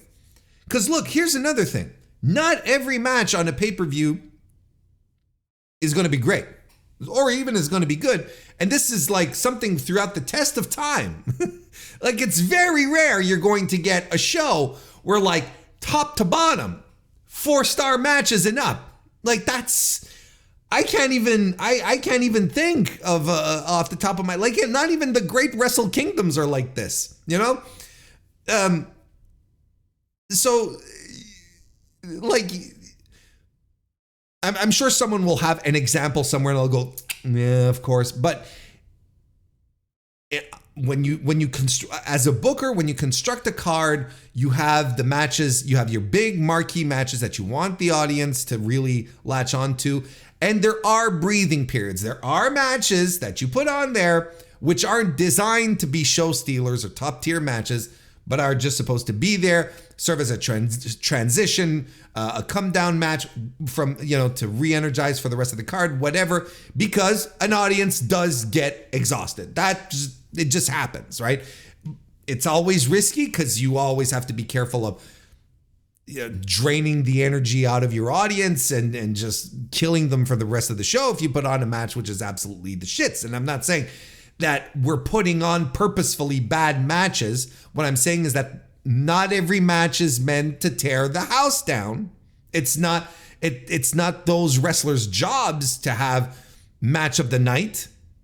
The booker tells them, you know, this is your job here tonight, and go for it. And sometimes it's just the quality of the wrestlers involved. Like there's a bunch of factors that lead to this. So even if you say like Revolution 2024 was the greatest one of the greatest pay-per-views of all time. Well, there was, you know, I'll say that despite Jericho and Hook being on it, which I didn't hate as much as other people did, but is absolutely one of the low points of the show. You know? You had Willow Nightingale versus Julia Hart, which again wasn't a great match.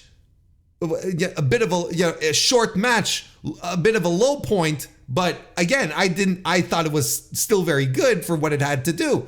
You know, like, whereas WWE pay-per-views under Paul have been a sandwich, you know, hot opener, hot finisher, and in the middle is, you know, whatever, and it's stuff that usually doesn't connect and is kind of transitionary,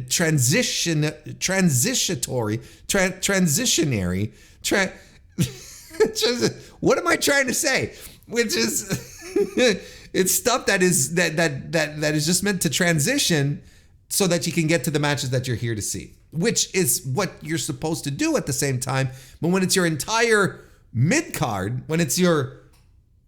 then what am I doing here spending 3 hours watching the show? That being said, I did not hate Backlash. I'll say it again. My favorite Triple H pay-per-view since he took over. That's bar none, you know. But not a perfect show by any means of the imagination. Like if you wanted me, look, I put a poll on the Discord. MrWarrenHayes Show Discord, link is in the description. We have daily polls. You should come take part in our daily polls. You don't have to talk. You don't have to discuss anything. You just drop your opinion. We have daily polls, and I, you know, rate Backlash. You know, from 5 stars to on a scale of 5 stars. I'd give this a 3. I think this was a competent pay-per-view that had very highs, that had very good highs. But there's enough there to there's some stuff that's just happens that is fine, and there's some stuff that was objectively not good. I think it's a nice 3-star pay-per-view, but we got a hell of a match out of it. Anyway, why don't we, instead of beating around the fucking bush, Warren, just get to the matches, okay? Solo Sikoa and Tama Tonga, the Bloodline, defeat Kevin Owens and Randy Orton in the opener, the tag team match. You know, so this one starts off and everyone starts fighting amongst each other, and and everything is breaking down, like things are getting hot, and it spills out of the ring, which brings out Nick Aldis. Nick Aldis comes out, And he says, oh, you guys don't want to cooperate. You want to do things. All right, let's make this a no disqualification. You know, it's like, oh. I mean, you could have also just waited for them to get in the ring and then ring the bell. But it's fine. It's fine. Good reaction. You know, it's always to get a good reaction from the audience. And that's it. So, you know, anyway, you know, they're fighting all over the place, right? They fight all over the place. They're separated, but I'm going to tell you, this is every WWE plunder match that you've seen. It's the same thing, but it's done well because everyone's working. And is it because of the crowd? Sure. Because, you know, Randy Orton is the kind of guy, you know, he'll put on his working boots when it's time. You know, and a few of us were wondering, you know, well, is Randy Orton going to show up? Is he going to show up to work since it's just like a B show in fucking France, you know, will he even care? But he comes out and the crowd is singing the entire fucking song. Why do people know the lyrics to entrance themes? Like, I don't understand that. Well, I understand. No, hang on. I don't understand how they memorize the lyrics to theme songs because, you know, because you just hear you hear the thing, like, to me, right? You hear the thing, and you get the you know, the first opening notes and whatever, and then you move on, right? But apparently people listen to wrestling theme songs on their own now. Of course, it's very easy to do with YouTube and Spotify and so on and so forth. It's very easy to stream these and listen to them. So I understand, you know, you're super fan, and you know, all the, you know, outside of, you know, I have voices in my head and that bullshit. I don't know any of the lyrics to Randy Orton's theme. Same goes with Cody's theme, you know, outside of Adrenaline in My Soul, I sincerely don't know what the rest of the lyrics are. I don't, because it's a theme, it's a wrestling theme song. It just gives me a vibe. You know, I think the one I used to know the lyrics to Bray Wyatt's theme. I used to. I don't think I remember, like, off the top of my head. I don't remember them. If you played the song, I'd probably be able to. Oh, la la la la la la, along, you know. La la la la la la. But it fascinates me, and this crowd, these 11,500 people who paid over 300 tickets, $300 per ticket on average, I should say. They're singing the entirety of Randy Orton's song. And I think he's a little flabbergasted. I, for one, am completely flabbergasted. So probably all of this to say, this probably motivated old Randall to be like, okay, well, we'll work a little harder tonight. Maybe 2 less rest holes than we had anticipated, boys. But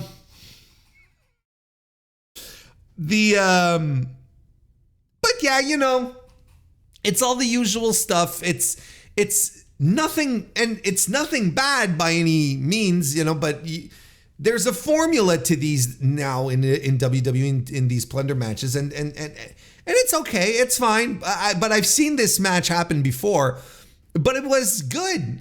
I thought it was a good hot opener. I thought everyone worked hard, and then Tongaloa showed up. And I cheered, and you can ask my darling, my love, Kristen Ashley, who was watching the show with me. You can confirm with her the woohoo that came out of my mouth when he showed up. I mean, look, he shows up and he costs the match, right? What does he do? He shows up and it causes makes the Bloodline win, Solo Sikoa doing his thumb up the throat thing, which is a shit finisher. It's always been a shit finisher. And if he's being positioned to be like a guy, like the leader of the Bloodline, like this is the worst possible finisher. Like that, it doesn't look impressive. And you can figure out that it's a work. It's one of these where you're like, oh, fuck you, sure, yeah, thumb to the throat, wink, wink.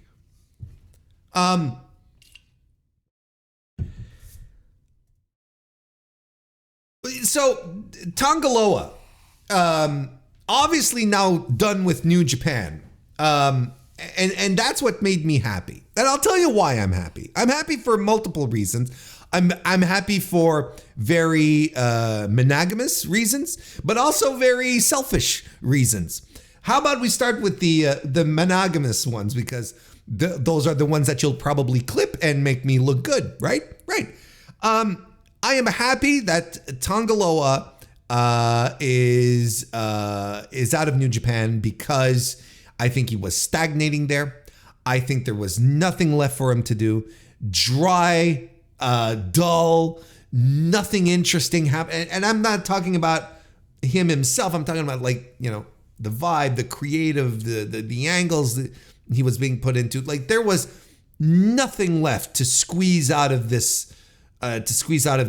Singles run that he was having, or even the tag team run, right? He heads over to WWE. He's there with his brother, making a boatload of money, which is fine. Good for him. I'll tell you what, his brother, Tama Tonga, has always looked out for him. Legendarily. This is tremendous. Like this is something I respect. I respect the family vibe, the loyalty. Like you don't have to argue with me to make me understand that these Tongans are close. It's fine. Absolutely. Haku's boys, they've got each other's back. It's fine. And it's impressive. And I respect it tremendously. I honestly, sincerely do. So those are the monogamous reasons. As for the selfish reasons, I'm so glad he's gone from New Japan, because I will not have to watch him wrestle in New Japan. He will not be in the G1 this year. Tonga, here's the one thing that all these New Japan experts that are popping into the WWE universe, this is the one thing that they don't want you to talk about. Tanga Loa's washed. Tanga Loa has turned into a bad pro wrestler out of not necessarily out of any fault of his own. He's banged up. He's injured. His knees are shit. But his work follows. He's not good. Whether it was in the tag team or in the singles was much more glaring because he didn't have Tama to fall back on. Tama Tonga, who, again, a bit of a far cry from what he used to be, but is still a very good pro wrestler and can still have good matches. I'm not sure about Tanga Loa. But then again, the WWE universe won't care about this because they're going to be all happy that they got the Gorillas of Destiny, right? And I've already seen it.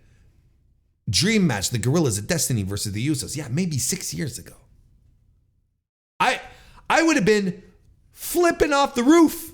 Maybe not off the roof, but you get the, I'd be jumping up and down. That doesn't sound impressive. I would be inhaling helium and screaming out loud at the idea of the Gorillas of Destiny and the Usos having a match 6 years ago. That would have been tremendous. Now, with, Tama still being fine, still being a good wrestler, but being what he is now, Jay being, I'm starting to think he's one of the most overrated wrestlers in pro wrestling. Jimmy, super banged up and hurt and doesn't have the work rate he used to have. And Tanga Loa, as we just talked about. There's no dream match here. It's like hobbling together your broken toys. I don't know. It doesn't get me excited. If it gets the WWE universe excited, good for them. Like, thrilled for them. But at this stage, I would be remiss to see this. Is that what I'm looking? Is that what I'm trying to? I'm trying to say, I would not be I am not looking forward to WWE trying to pull this, because that's the thing, is that the one thing that all these newfound WWE New Japan experts don't know or won't tell you is that the Gorillas of Destiny were on the decline and had been on the decline for years. And the same thing goes for, and the Usos is the same. And look, WWE fans are going to hang on to the Usos till the very end because, they have to have the better tag team. They have, whatever. But the Usos have been on the decline for years as well. And I think the past year or so has been proof positive that the Usos are a shell of what they used to be.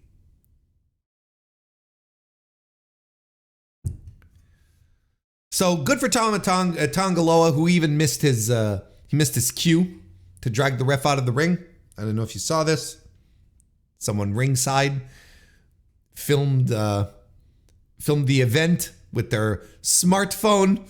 Had Tanga Loa.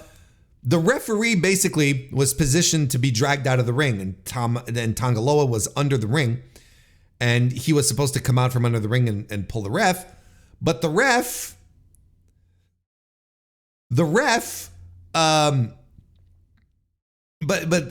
since Tanga Loa missed his cue, the ref pushed himself out of the ring as Tanga Loa was coming out from under the ring. So we're off to a rousing start. And you see, WWE doesn't care because you didn't see it on camera because of their pristine camera work. But we were already this fucking close to a disaster. Anyway. But look, discussions aside, I really loved this match. I gave it 3 3/4 stars, which I thought was a great way to kick off the show. Very hot crowd for this. And now Kevin Owens' contract is apparently going to be a point of discussion. He's hinted that he wants to go. Not that he wants to go, but that his contract is coming up, right? He's not going anywhere. He's a lifer. He's achieved. This is his dream. This is a guy whose dream was to be at WrestleMania. This is a guy whose dream was to fight Stone Cold Steve. This being in WWE for Kevin Owens is a dream. He's not going anywhere. Next, we had Bayley successfully retaining the WWE Women's title by defeating both Naomi and Tiffany Stratton. This was better than I thought it was going to be, but my bar was pretty low. If you remember my preview, I thought, with everyone involved in this match, I didn't think that we'd have something great, but we didn't get something great either. But we had something competent and held together by Tiffany Stratton, who shined in this match once again.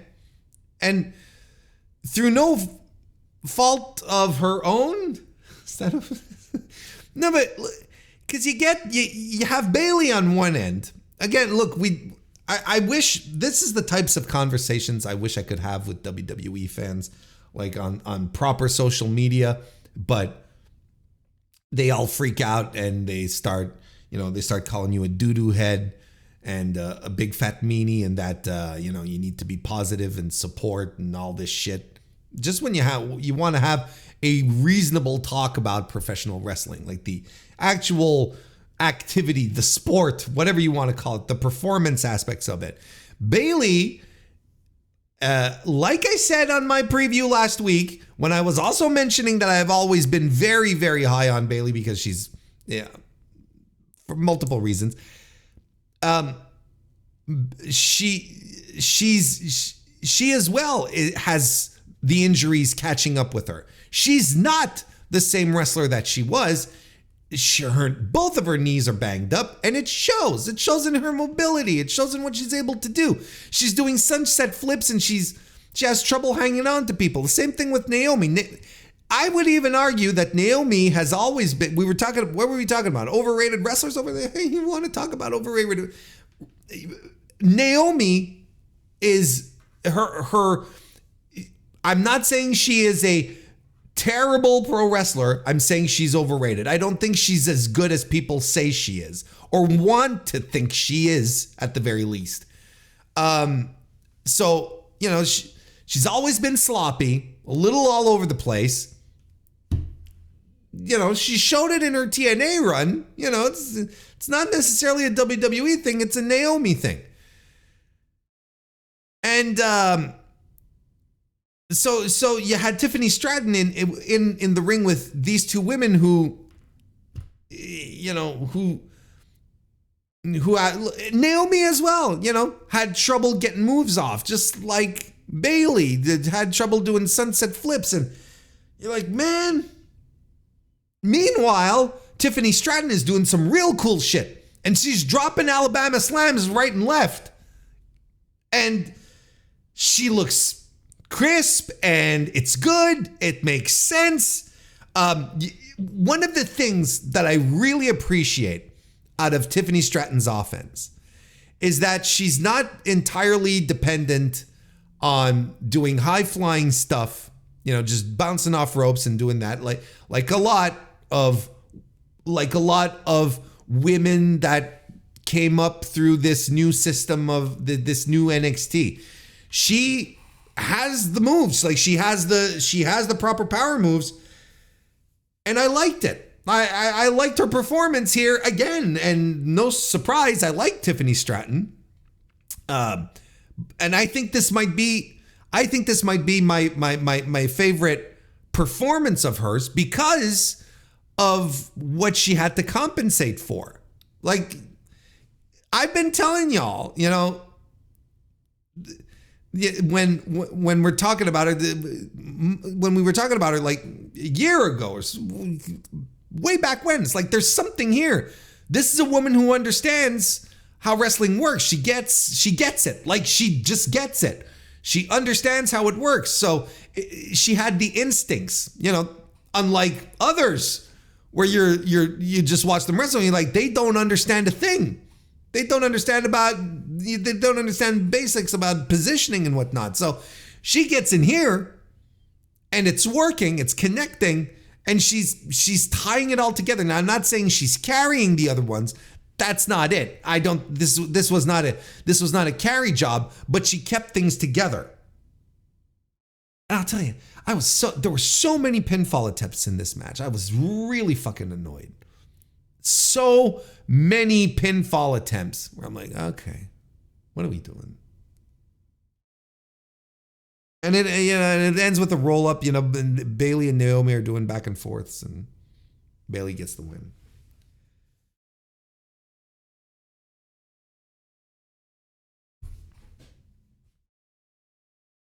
Anyway, I gave it 3.25 stars. Thought it was a little better than average. Damian Priest retained the WWE World Heavyweight title by defeating Jey Uso. This was not very good, and it was boring. But the work was all right, but it was just so boring. And listen, this match starts, and I know people are getting long entrances, right? We got it with Kevin Owens, and we got it with, I get it. But why was Jey Uso dancing on my television for 5 minutes?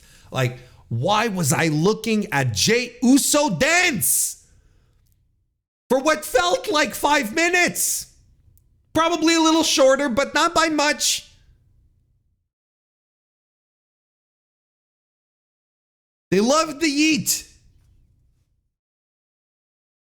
And this match stinks. early on. It really does.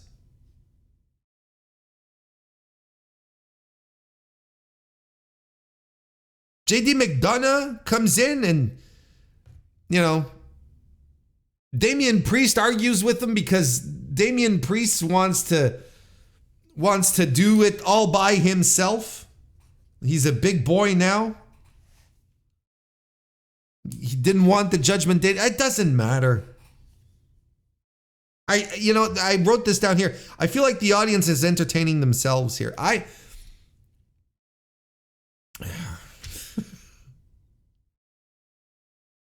Finn Balor interferes. We get a near fall, and that's when the crowd really lights up here again for interference. This is like this is the thing with WWE crowds. And Jey Uso. This is why when I'm talking about why I think he might be the most overrated wrestler. I think here's the thing. I think many wrestling fans, just wrestling fans, do not overrate Jey Uso. I think we rate him just fine. I'm including myself in that. I think he's rated just fine. But in the perception of the WWE universe, they see him as this tremendous superstar, this great performer, and he is mid in sheep's clothing, is what he is. Presentation, he's got the yeet and the hand gestures and so he can dance for 5 minutes in front of the French on my TV for some reason. But when the bell rings, there's so many things that just fall apart when it comes to Jey Uso as a top guy. I think he's a very competent, very mid worker, don't get me wrong, but for what WWE wants him to be, or how they push him, how they perceive him, this guy comes out of some terrible matches, one of the worst WrestleMania matches of all time, and he's put into this consolation prize match, right? For the consolation prize for the World Heavyweight title. And then he loses the match, and then he's back into King of the Ring, replacing Drew. This is the guy they pull in. I'm like, what? And he's not that good, folks. It's always the same offense with him. It's always the same dry ass offense in all of his matches. There's no variety. He sticks to a pattern, a playbook. It's very clear. He is not as good as people make him up to be. Yeah, Main event Jey Uso can absolutely hit the bricks. Like, he had his moment, he had his chance, and it didn't work out. And WWE knows that it didn't work out either. Knows what they have on their hands now. Why? Because they're putting him in the first transitional program for the new secondary champion, knowing full well that Damian Priest is not losing this match. But we'll use this guy. Plus, it just goes to show how WWE considers the World Heavyweight title. Again, we talked about this when we were talking about Money in the Bank a couple of weeks ago, I think. I was saying, why did no one cash in on the Universal Undisputed, whatever the fuck, Roman's title? Why did no one ever cash in on Roman's title? Because that title was protected. That title was super protected. This title here, they don't give a shit. It's a secondary title to make people happy because Roman was the only. Can you imagine the number of people who were bitching backstage about not having another title, another world title that, Roman, and that WWE conceded and like, all right, fine, we'll put out another title. You think they did that out of the goodness of their own heart? That it was, this is probably a very good idea. No, they did that so that people would stop bitching. And they gave it to Seth. Give it to Seth. Sure, Seth is a good worker. Gives it credibility. But Damian Priest, I don't know. Damian Priest didn't show any world title didn't show me any world championship demeanor in this match. He's just a guy. He's just a guy. A tall guy who has a great look, but I'm not getting world champion vibes from him. And this match absolutely didn't. So they don't care about this title. It's another intercontinental title for them. It doesn't matter. And if anything, the IC title sort of feels better. It feels more important than this. You know, Gunther's reign did a tremendous amount of good on it. The Sami Zayn winning, you know, Sami was beloved, and this was a make good for last year, and a lot of people felt that it was a good call. So that also keeps the title up highly elevated. Now the thing with Chad Gable, who has, you know, who's tied into the story of the IC title, like it's well done. That's a story I get behind there. I'm like, I get it, you know. That's some good stuff. This world heavyweight title, who gives a shit about it? Like, honest to God. And WWE doesn't care. Like I told you. Like, the first challenger is Jey Uso. You know, a guy who's been doing what they're like, book him against Jey Uso for his first big win. There you go. Oh, but Warren, this is all tying into the bloodline for when Roman comes back, and they're going to reunite the bloodline. Listen, if Jey Uso rejoins the bloodline, it's going to be the most geekiest thing. Because this is the guy, this would be his third time rejoining it? Or hang on, let me make sure I remember this. No, he was standing up to Roman at first, right? He was fighting Roman, but then Roman brought him around. And then wasn't there a betrayal? Maybe not his third time. Maybe it'll be his second time rejoining the bloodline, something like that, right? Didn't he have to prove himself at some point? They all had to prove themselves, right?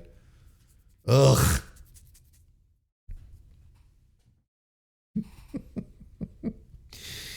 It'll be, if this indeed does happen and Roman comes back and Solo Sikoa doesn't want to let go of the bloodline, you know, and Roman reunites with Paul and Jimmy and Jay, it's going to be so fucking tedious, man. And they're all going to look like geeks.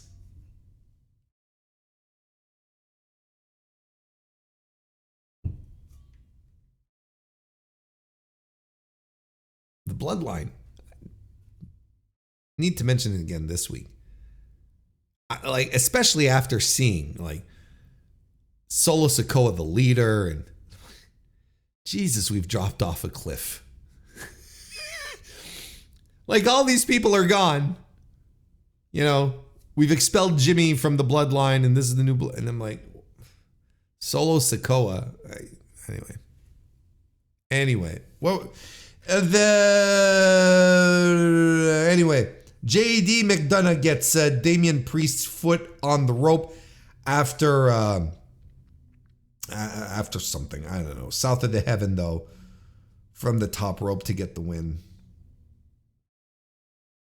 2 3/4 stars.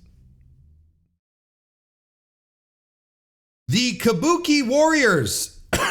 No, let's say that again. Bianca Belair and Jade Cargill defeated the Kabuki Warriors to become new WWE Women's Tag Team champions. This match, folks, was not good. And anyone who tries to tell you that this was good is lying. This was not a good match. It completely fell apart. And why did it fall apart? As an AEW fan, I've seen it before. It's because of Jade. And they just entered a moment where everyone was deer in the headlights, and even Kairi Sane was confused. And this entire match just fell apart. Not that it wasn't going well, because it was. And it was going the exact path I thought it was.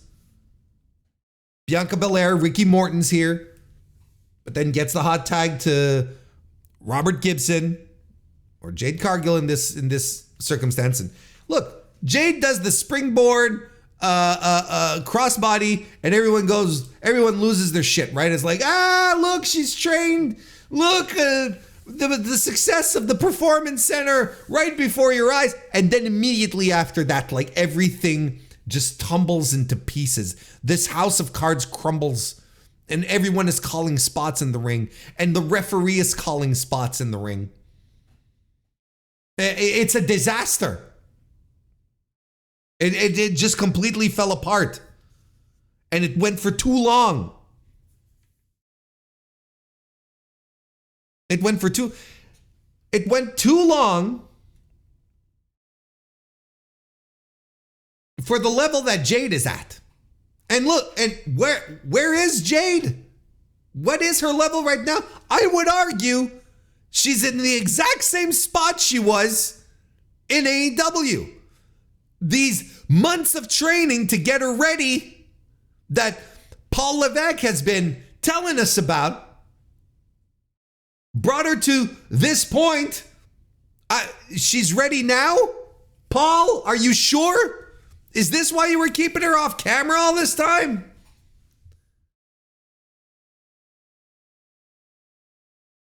She's got a great presentation. She looks good. Looks tremendous. You can never take that away from Jade. Natural star ability. You can't take that away. But Jesus Christ. This here? This was not a good match. And there's only so much that Bianca can do. And I still think that whatever they're doing, whatever this is, it's beneath Bianca, who is a true star that they have in their hands. Everyone is losing their shit over the idea of Jade Cargill. WWE is going to make her into a star. But they already have in their women's division a true to form superstar who is Bianca Belair, that they made from scratch. There are not many success stories from the Performance Center. There are not. Bianca Belair she should be the cornerstone of both Raw and SmackDown, because she has the athletic ability, the crowd connection, the charisma. She's got it all, and she's homegrown. She's built into this system. Why aren't we going all in on Bianca all the time? Why doesn't Bianca have the Roman Reigns title run? It would make sense. It would just be perfect. But no, they're entrusting Bianca in elevating Jade when Jade is going to be and will always be her own worst enemy. At the same time, I'm telling you all of this. When I say her own worst enemy, I'm talking about her in-ring, her work rate, her skill. Because again, you look at her and you're like, Jesus Christ, looks tremendous. Like she owns a room. Absolutely. I'm not disputing any of that. But she's exactly at the same spot she was in AEW, because I've seen matches in AEW with Jade Cargill fall apart. I've seen them.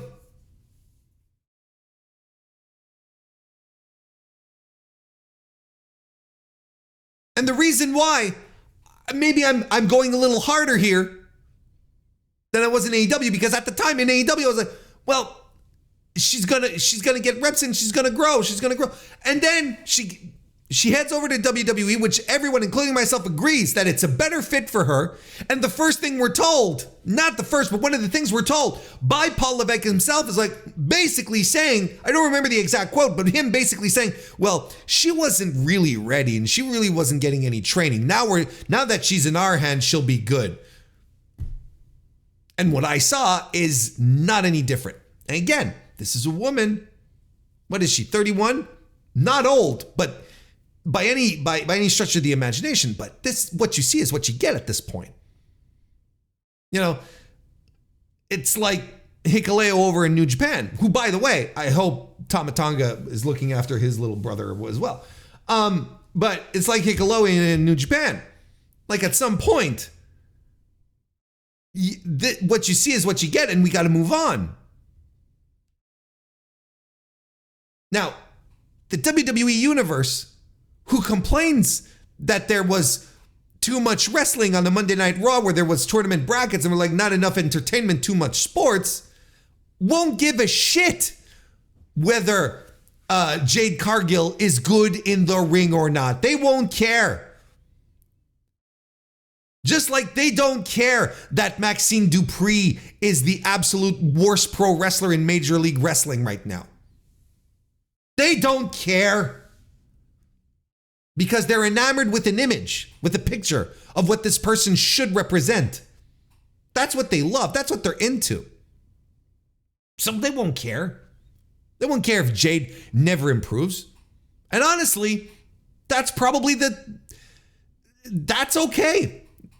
Pro wrestling has a long history of wrestlers making tremendous careers in pro wrestling entirely based on their charisma. It's fine.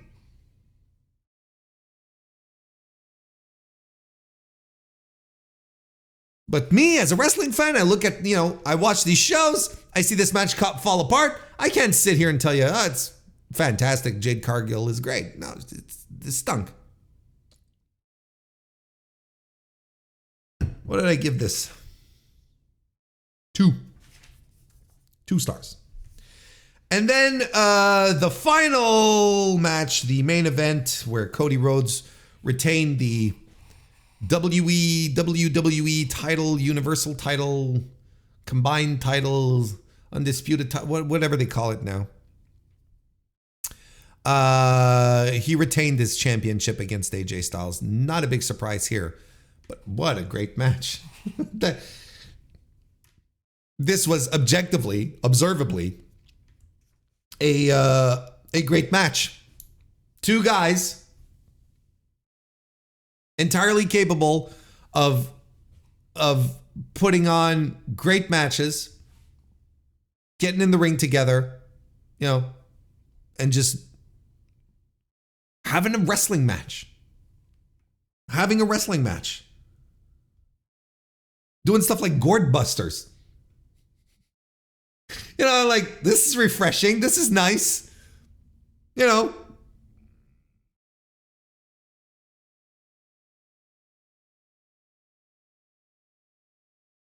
some, they fight on the floor, on the table. Cody Rhodes power bombs. AJ Styles on the table. Styles does a springboard 450 on Rhodes. There's a burning hammer. And Cody Rhodes kicks out at 1. Now, I don't have an issue with this. I thought it was awesome. I was like, fucking yeah, let's go. Fighting spirit. Let's do it. But I'm wondering if all of the they don't sell nerds out there who always point out this kind of shit, I wonder if they were all upset about this spot. I didn't see anything, but you can be goddamn sure that if Will Ospreay had kicked out at 1 out of a burning hammer, you'd have everyone bitching about it, everyone complaining about it. But funny,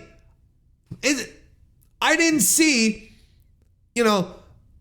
mounds of people complaining at the lack of selling here.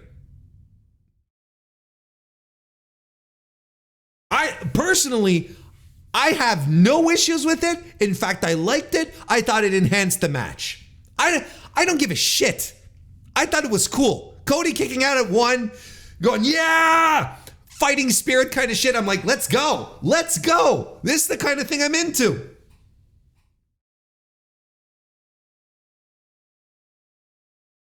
There's a lot of attrition to try and get the final blow in, just like a great final sequence. Top rope, Cody Cutter, and the Crossroads.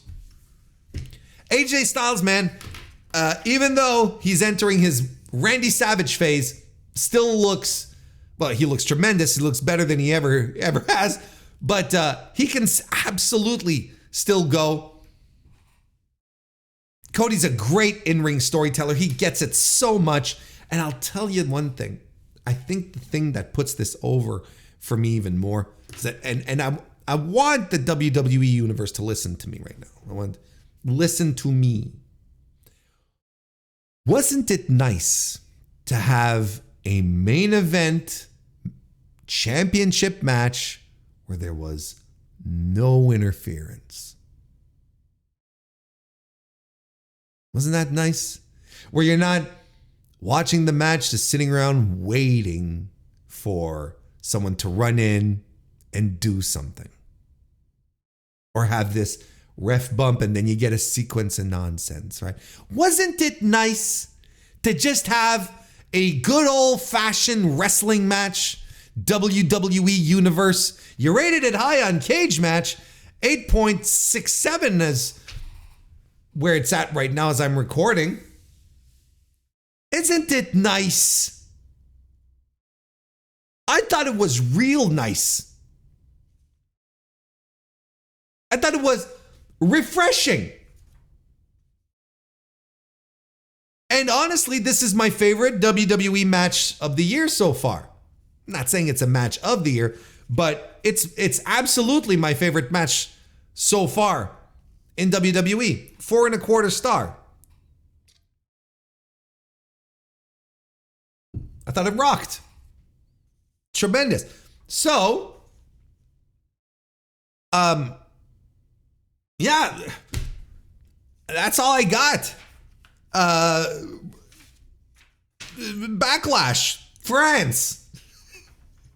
It's a 2-match show. And, you know, and as if you want, look, I recommend watching Cody Rhodes versus AJ Styles. And I'm excited to see what will be better in WWE land than this in this year. I thought this was tremendous. The baseline is there for the rest of the year. How about that? In regards to the opener, I thought the opener was very good. I enjoyed it a great deal. But like I said, you've seen this match before, but everyone was working hard and the crowd was really, really hot for it. So if you want to watch that, you go ahead. Everything else is absolutely skippable. Like it's a 3-star show buoyed by 2 matches. That's how it should come across as. There you go. Now we're going to move on to New Japan Dontaku Wrestling Dontaku. Is it? Do they still call it Wrestling Dontaku or is it just Dontaku? Anyway, 2024. We're going to review that. That happened over 2 nights, May 3 and 4, 2024. From Fukuoka, Japan. It's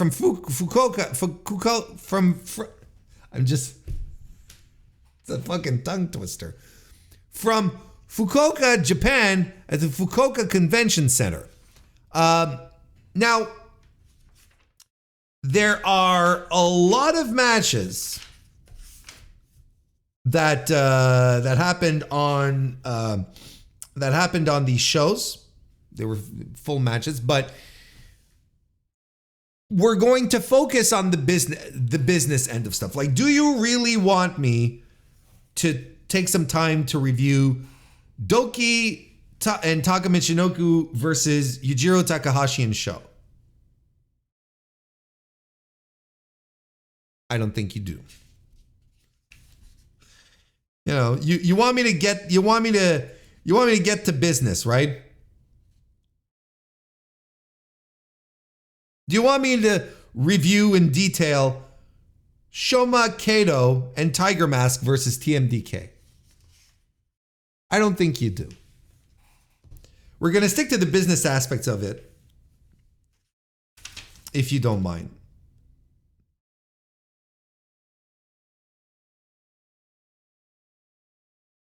And that means starting on night 1, again, May 3rd, starting off with the New Japan World Television title.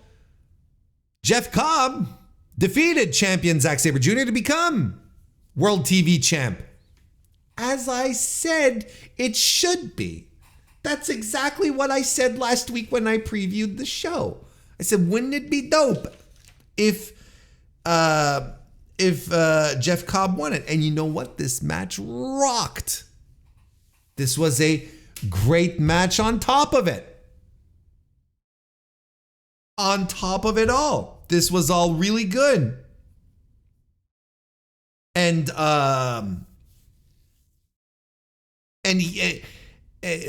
these guys just have great chemistry with each other. It's just that's just how it goes. This is what their third match that they had, like in the environment of the TV title, right? They had the count out, then the Zack Sabre Jr. win, and now this. I mean, I think it was absolutely. These guys absolutely have great chemistry together, and like I said last week, Jeff Cobb in these 10 minutes, 15 minute, I should say, sprints is, I feel like he's tailor-made for this. Because he's got this, he's a big guy, but he's got the explosiveness. He's got the athleticism to make these exciting. Like between him and Zack was tremendous. He made this title. And I think Cobb is a logical next step where he's not going to be a technical wizard. He's going to be a guy who's going to want to try to beat people quickly. And you know what I do? If I'm booking Jeff Cobb as TV champion with the 15-minute time limit, this is what I'd do. I'd have him, give him fucking, who cares? Give him Taguchi as his first opponent. Like, it doesn't, first opponent is beaten under 5 minutes. I'm not saying a 3-minute squash. I'm not saying a 2 minutes, but under 5 minutes, put him away. And decisively, like a thing where it's like Jeff Cobb absolutely manhandled the dude. He's on top, and because under Zack and subsequent, Tanahashi for whatever that was worth, and Matt Riddle, whatever that was worth. But under Zack, we'd always go very close to the 15-minute time limit. We'd always reach up there 13 minutes, 14 minutes, or then we'd get really close to the deadline. Jeff, if I'm booking him, it's the opposite. Like, he's in his element, he knows it's a sprint, and he just barrels through the opposition. And not like methodical. No. He's just destroying them. They get a hope spot, he kills them down. Like, that's how you do it. That's how I do it on his very first defense of the title, just to establish the tone. Then the next one, same thing. Then you build him up a proper challenger, maybe a Tai Chi, or something, someone like that, where now Tai Chi is not going to be squashed under 5 minutes, and he's a credible enough guy to have Cobb go the distance. Then you're like, oh, now we're cooking. Now we got something, and Cobb is confronted with his very first opposition, right? I'm into this Jeff Cobb run if it's done right. I think he's a brilliant pick for this title. I think it's going to make a ton of sense. So I love the match. I like the story of the match where Zack Sabre Jr. was thrown off his game. They were bringing back like that side injury that haunts him, that sort of is always there, like here on his sides, and Cobb used that to his advantage, and he completely threw Zack Sabre Jr. off his game. He was doing power moves, the Zack driver and whatnot, power bombs. But no, it was tremendous. It was tremendous. The last 2 minutes were great. I love this match. 4 stars. Then we had Yota Tsuji versus Dave Finlay in a special singles affair. I'll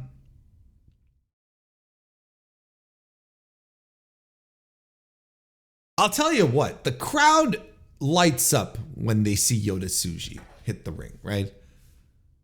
And we're getting on to a year since his return from excursion and his championship challenge to Sonata.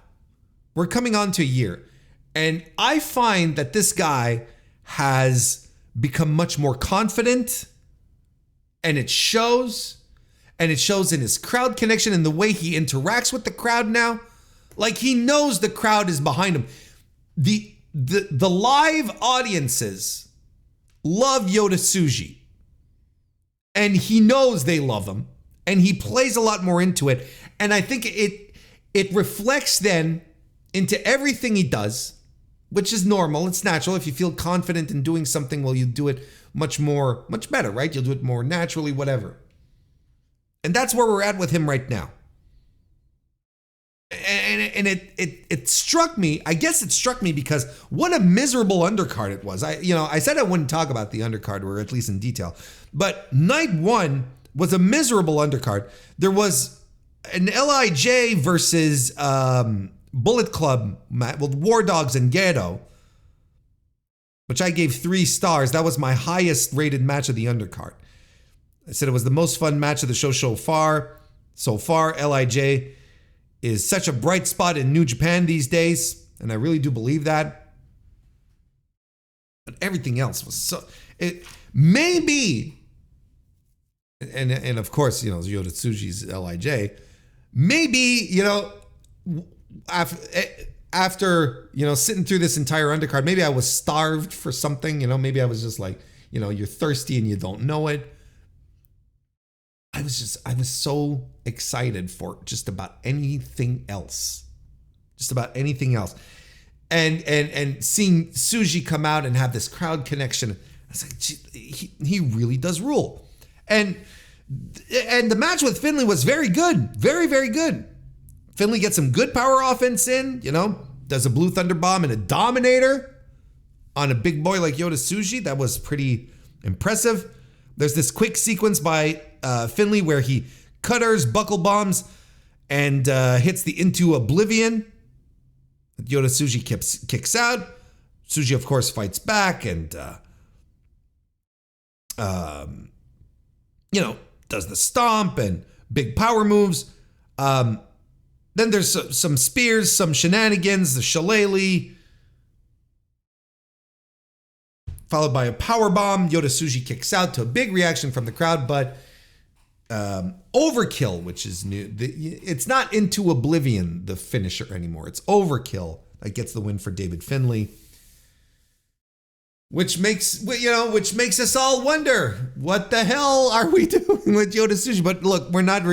I don't want to reiterate this. We've been going on for quite a bit now, and we still got more stuff to talk about. So, but the question always remains, sure, it will become clear, very shortly why David Finlay won this. I guess we'll wrap it up all in one neat package.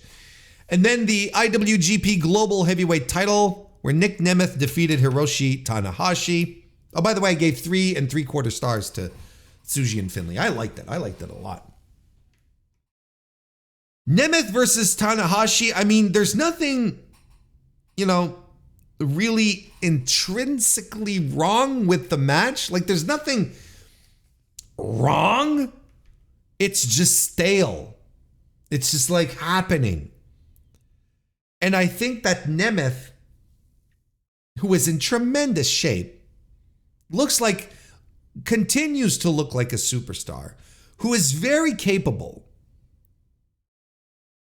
but hasn't shown any magic outside of what he's known, and what he's known is being a WWE system guy. And then Tanahashi, there we go.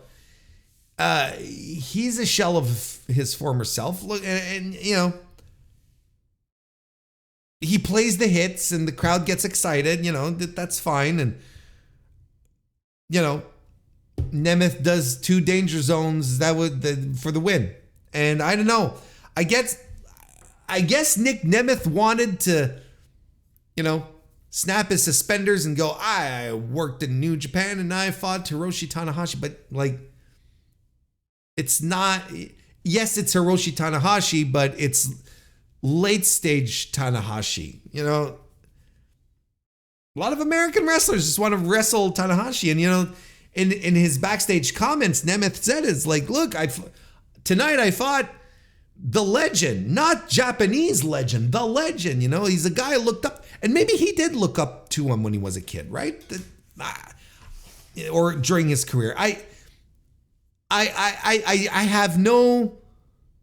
not putting that in doubt. And maybe this was a dream match for Nick Nemeth. Look, they stretched out this title reign to accommodate Nemeth, because this was supposed to happen months ago. This should have been done a while back. And I don't know, there was nothing remarkable or particularly good. It was there. Look, gentleman's 3 on this one. I don't know.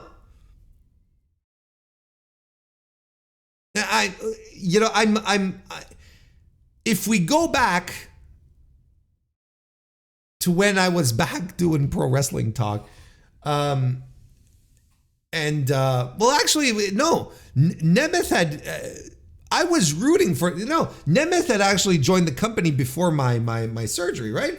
So I did have a chance to talk about him, but I was rooting for Nick Nemeth because I was like, all right, let's go. Like, this is a guy who had, you know, clearly has the money. He has no reason to do this specifically just to get paid. You know, of course he is. I'm sure he's making a nice little sum. Don't get me wrong, but there's no reason for him to. There was no reason for him to do this. Like, he legitimately could have sat at home and just waited for Paul to call back with the Legends contract, right? But no, like, he had something to prove. He wanted, you know, and he's doing Impact, and he's all over the place. AAA. But, you know, he's all over the place. So I was rooting for him because I wanted to see what an unfettered Dolph Ziggler could do.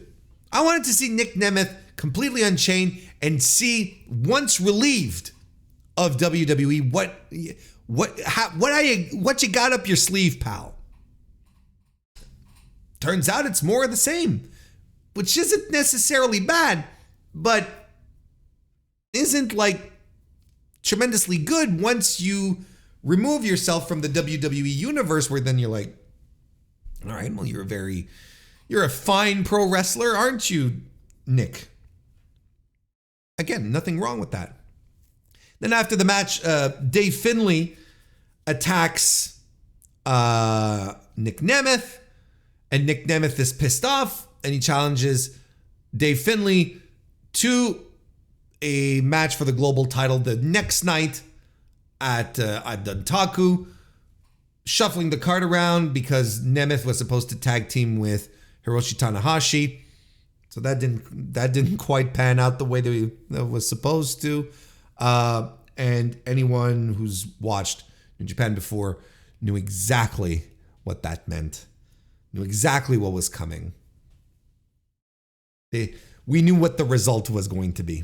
Anyway, listen, I think night 1 of Dontaku is entirely skippable except for Zack Sabre Jr. and Jeff Cobb, which you can find for free on New Japan World and on New Japan social media, and you should, because it's a very, very good match.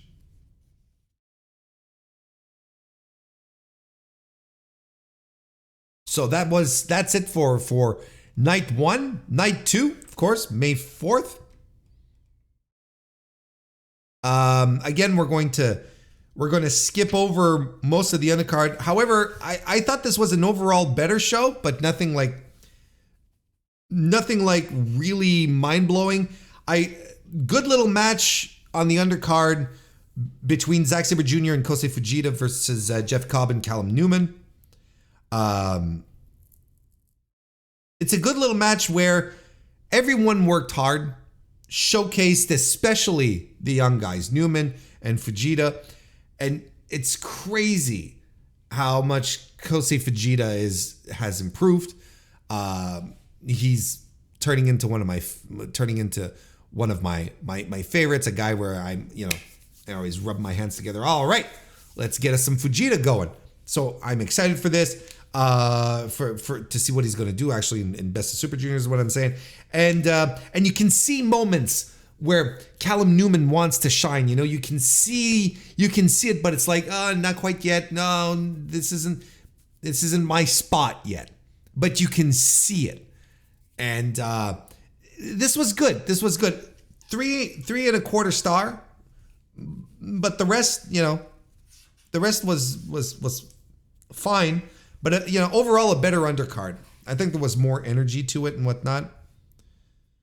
But again, we're not going to spend too much time on the undercard. We're going to get to the business end of the show, which started off with the IWGP Tag Team title match, where the Bullet Club team of Chase Owens and Kenta once again defeated Bishamon to once again become IWGP Tag Team Champions.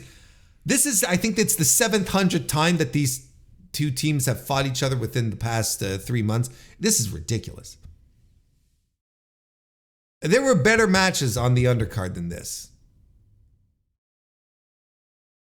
And it was pretty typical for the better part of the match. The final stretch did pick up once Hiroki Goto started cooking, as the kids say. But a low blow, Busaiku knee by Kenta, and a jackknife cover by Chase Owens gets the win. Jesus Christ. I don't know what we're doing. It doesn't matter. None of it matters. And here's the thing. Then you have TMDK that comes out. You have Hikuleo and ELP, El Fantasmo, that come out. And then there's also, I'm forgetting someone. There's another tag team that comes out too. Basically, the entire tag team division comes into the ring, and they start all jaw-jacking after each other, like jockeying for positioning. And you look at all these tag teams and you're like, Jesus Christ, this situation is dire here. It's never been great. New Japan Pro Wrestling has never been the preeminent destination for tag team wrestling. Despite the fact that you do get a World Tag League, in late fall, this has never been the company that you turn to for tag team wrestling, right? I get that. But fuck me. This is a dire situation. You look at the people in the ring, you're like, no, this stinks. This all sucks. This is not a good tag team division. And there's 3 different sets of tag team championships for this tag team division. Of course, you've got the juniors that technically aren't included in what we're doing here, but nonetheless, you have the junior tags, you have the strong openweight tags, and you have the IWGP heavyweight tags.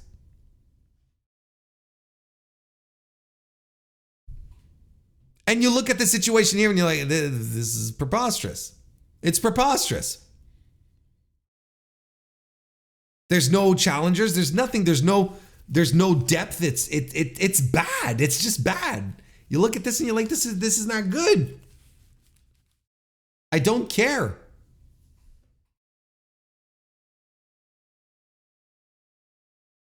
The gentleman's 3 for this match, for this match, essentially because of Hiroki Goto and his tremendous work here. I thought it was very good,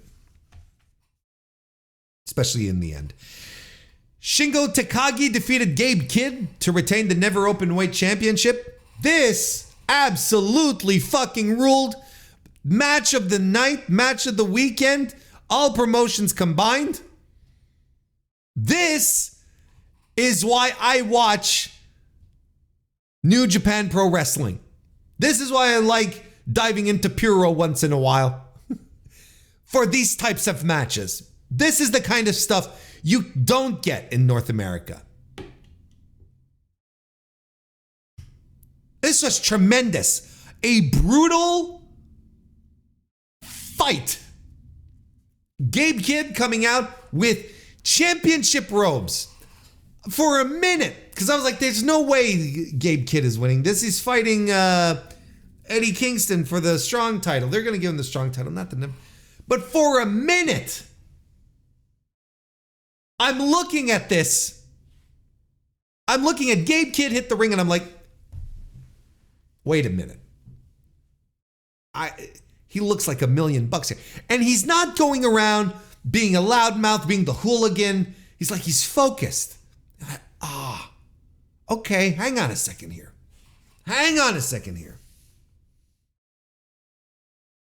And they just chop the shit out of each other. Tremendous chops, huge power moves. Gabe Kidd lands a hangman choke and a brainbuster and a superplex. And Shingo's fighting spirit kicks in, lands made in Japan. The thunderous chops and just both guys just no selling and just getting the adrenaline going. Gabe Kidd lands a pile driver. Takagi's back up. Lands a tremendous lariat.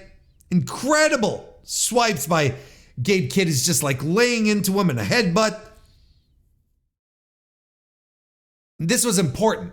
This headbutt was important because he had been delivering headbutts, but this one here was a particularly big one. Then he loses his balance, gets himself straight, gets back up, lands a pile driver, but he's still wrung by the headbutt, so he can't cover Shingo. It's his own damn fault, right? He's knocked loopy, and he's there, and they're pummeling each other some more.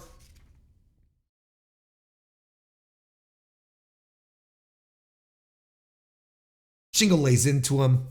Gabe is defiant. Last of the Dragons gets the job done. Shingo retains. I thought this was great. And I know the War Dogs aren't everyone's taste. And I know a lot of people are annoyed by the War Dogs. I'm not. I am not one of those. And I know a lot of people have been really, really annoyed at Gabe Kidd. I have never been one of those.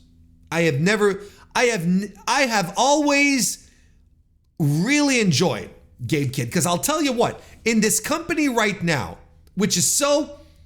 right now New Japan is not in a great spot. In a company where things are so stale and booking is uninspired and wrestlers go out, do their matches, and you're like, another 3.5 star special, like nothing that gets your blood pumping. If more wrestlers showed a quarter of the passion that Gabe Kidd did all throughout his G1 run last year, right up until now, this would be a much more exciting place.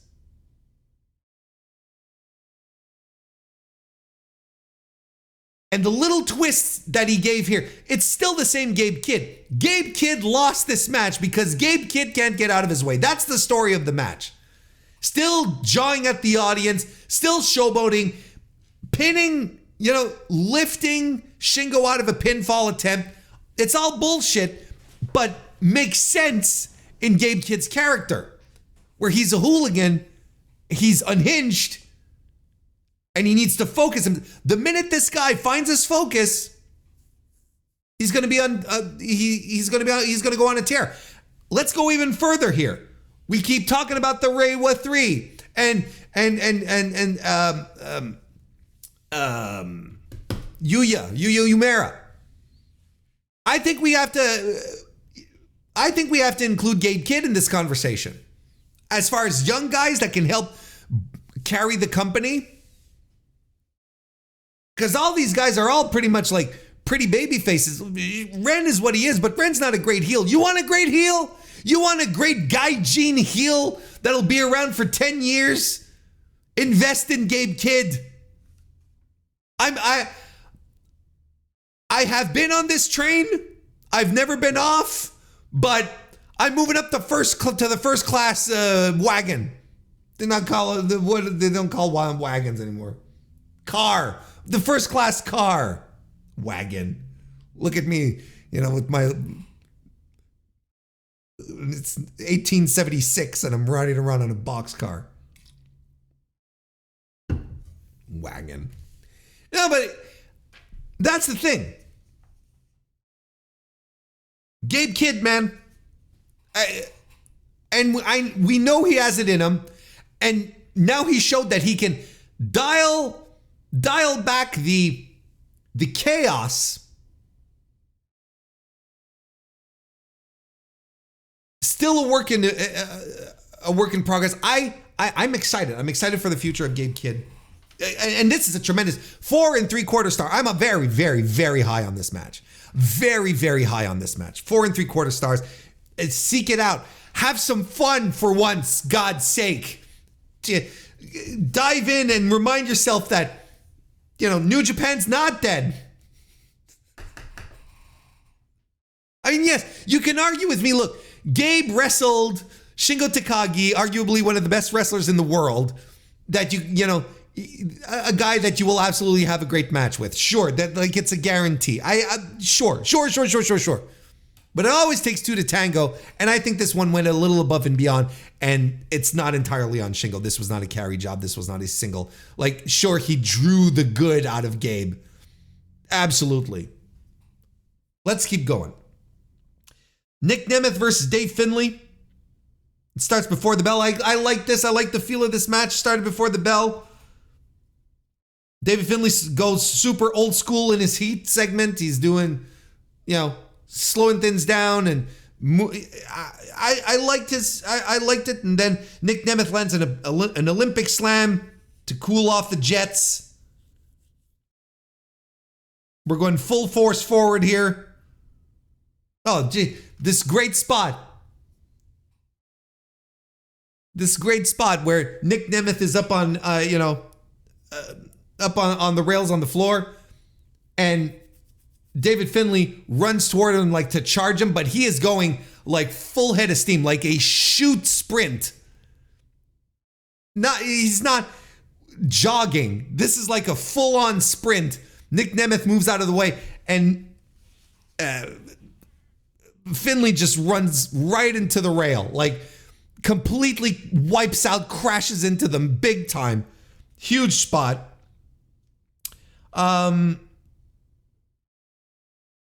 Yeah, look, and they trade some moves. We got powerbomb into a famouser by Nick Nemeth,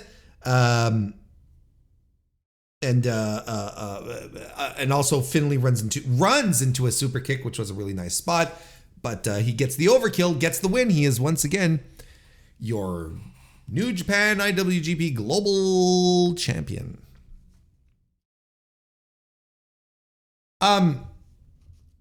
Finlay's fine. Not great, but he's fine. Look, Nick Nemeth wanted in. One can assume that he's done with his dates, and he's about to move on. Especially with the whole AAA Mega Championship stuff. I would assume he's done. I think he did what he wanted to do here. He got his match with Tanahashi, and he's ready to go home. Was this a big return on business for New Japan? I don't know. I don't think so. I don't think this generated.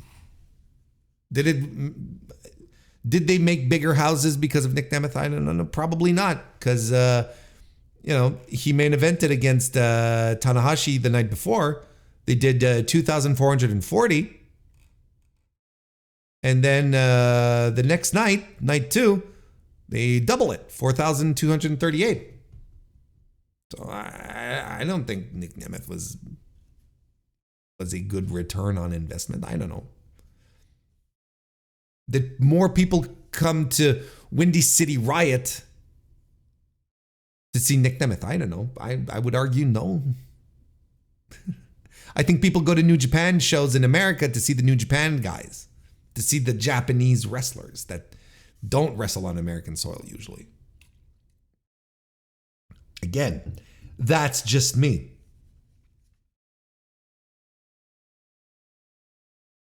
But look, a fine little run. I'm sure he got what he wanted out of it. Fine if unspectacular.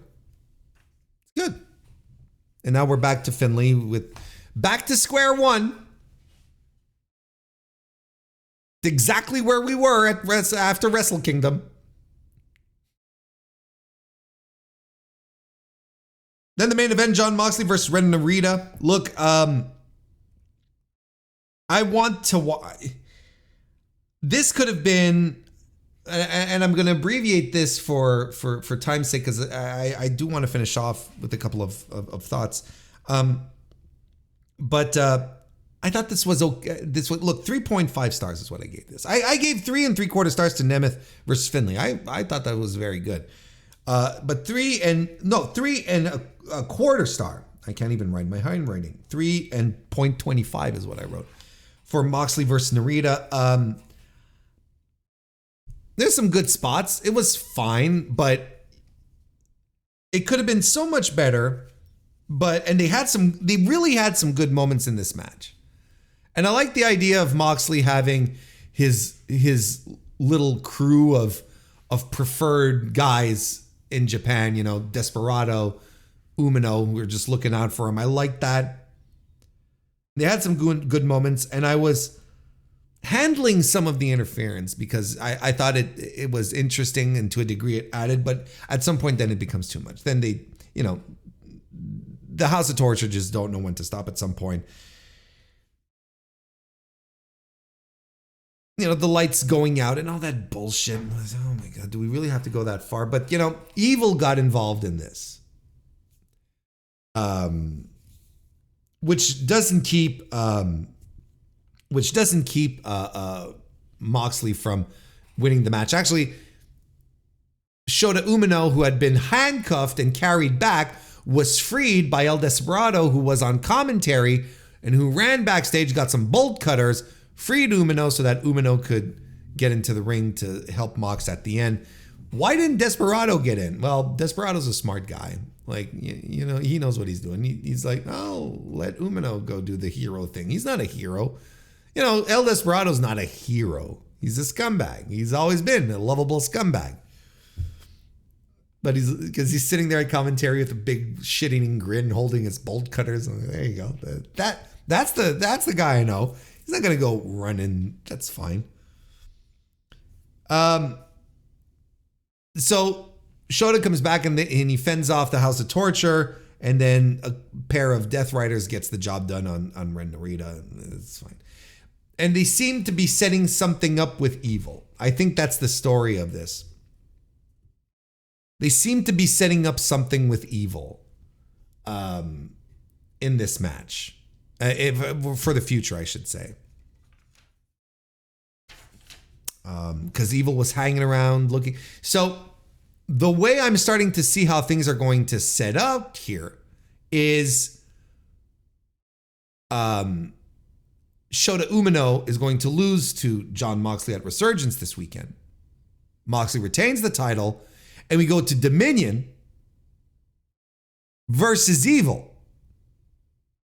And then we can get into the discourse of, should Evil win? And that is going to be a lot of fun. Anyway, 3 1/4 star for this. I thought night 2 was a better show. I should have started with the main event. I'm sorry, because there's more to talk about, but I do want to move on to other topics. But, I thought I thought Ren Narita did a good job. I thought Moxley did a good job as well, if not a little. I was annoyed by his selling at some points. I was like, "What are you doing, John? You're better than this. Is annoying. Stop doing this." You know, I don't know. Maybe I was at that point a little grumpy, but I really and there's a great table spot too. Uranagi off the by Mox Uranagi off the apron, and Narita gets a pretty bad gash on his back. But yeah, listen, better night 2. Nothing that I'm like, yeah, go watch this match, go watch the show. But Shingo and Gabe Kidd, do yourself a favor, do something nice for yourself, and watch a tremendous match. Best of Super Juniors is starting this week on May 11. Best of Super Juniors 31. It's starting off at the Yohas Arena in Chiba, Japan. What is a name you don't hear very often on these tours? I'm excited for Best of Super Juniors. It's usually quite good. I thought last year was very good. I thought they had a great showing. They had some fantastic talent in here, and it's another. I think they got some interesting patterns here. They've got some very interesting, not patterns, but they have some interesting talent here as well. And I'll tell you one of the reasons I think that the Best of Super Juniors works so well, and people are excited about it and talk about it more positively than they do, let's say, with the G1. Okay, I think the reason is because there's only 2 blocks,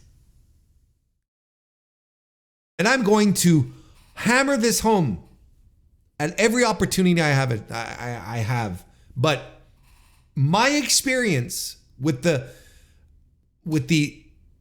multiple blocks in the G1 and more people and so on and so forth, I feel has diluted not just the talent pool into giving you so matches when they shall all be bangers. Yes, that's one thing.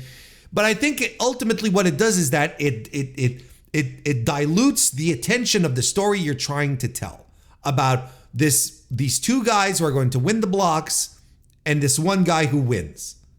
I think it gets lost in this shuffle. The G1 is too big. There's too many people in it for it to be a nice, focused, streamlined tournament like it used to with the 2 blocks. I think this is an advantage that the Best of Super Juniors have, because it does. You can look at this and be like, all right, there's a lot of stuff to get excited about, and by the end, we're gonna this guy makes sense. This guy makes sense. We're going to get to the end of the tournament, and we're going to say this. All of this made sense, and the coronation will be tremendous. That's what happened with. Imagine a coronation of Watto with 4 blocks. Would not have been so impactful. It would not have been as impactful. I'm sorry, it wouldn't. And I think that's why maybe recent G1 winners have not felt so poignant, because of the fact that the field is so large that it's so hard to just that the story they tell within the tournament is not as streamlined. There's too many moving parts, and you're just sitting around trying to figure out things, trying to look at scenarios, so on and so forth. When it could be simpler, it could be much more in your face, and deliver a result that you can get behind. And I think that's a big advantage that the Best of Super Juniors have. I really do. Here are the blocks. I think I rattled off the blocks last week, but we'll do it again this week. A block is made up of El Desperado, Kevin Knight, Bushi, Titan, TJP, Kosei Fujita, Blake Christian, Clark Connors, Yoshinobu Kanemaru, and Hayata. So in here, you've got Blake Christian and Hayata, who are not New Japan guys, who are joining the fight. Well, and is Titan not a New Japan guy? He's there often enough. He's part of the family. So I am interested to see how Blake Christian comes off here. I think this is the kind of thing that he needs to have some really great performances here. I think he's going to fit in tremendously. I'm excited to see how this is going to go for him. And Hayata, well, he's a little hit or miss. It's going to be interesting, I guess. Maybe this is a tournament where he'll be super motivated and he himself will tear the house down. But yeah, it's it's an odd block. I think, the highlights of this are El Desperado and Titan. You could throw Kosei Fujita in there as well. TJP. I think these are all very compelling elements, but you got Bushi in here. Clark Connors, Kanemaru it always depends. It depends on a bunch of factors. I don't know.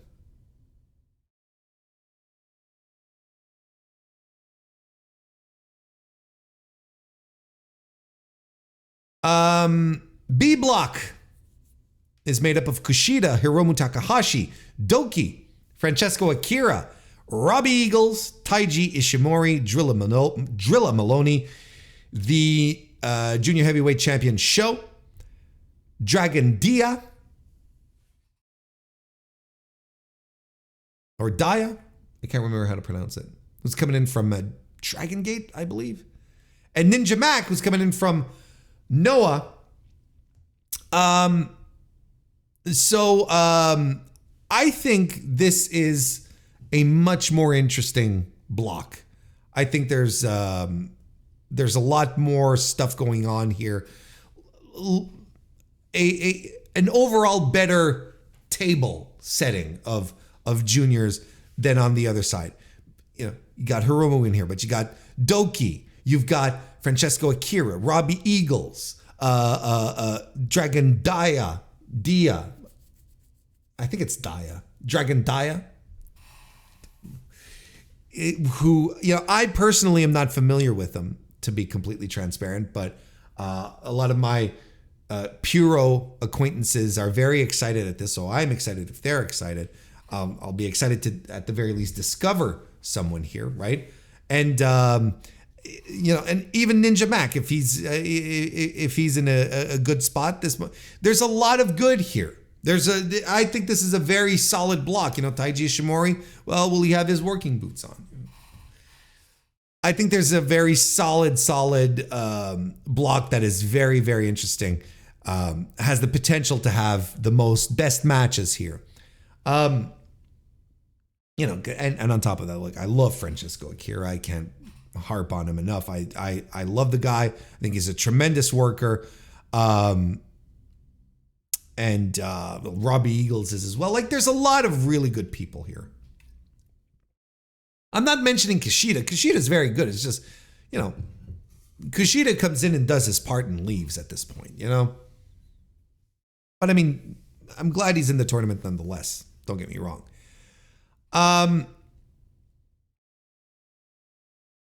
Now, as far as who I think might make it, well, see, look, I was coming in here and I was going to say, well, you know what? Here's what I'm thinking. I'm thinking Kosei Fujita is going to have a tremendous tournament. He's going to go. He's going to break out. He's going to have these tremendous matches, and he'll probably place really high. But then you start looking at card placement. Yeah. Then you start opening up in NJPW1972.com and you look at the cards and you look at the placements. Of course, if they're final, right? Which I think they kind of are at this point. Well, Fujita, he's placed low on the cards. Like, he doesn't have multiple main events under his belt here.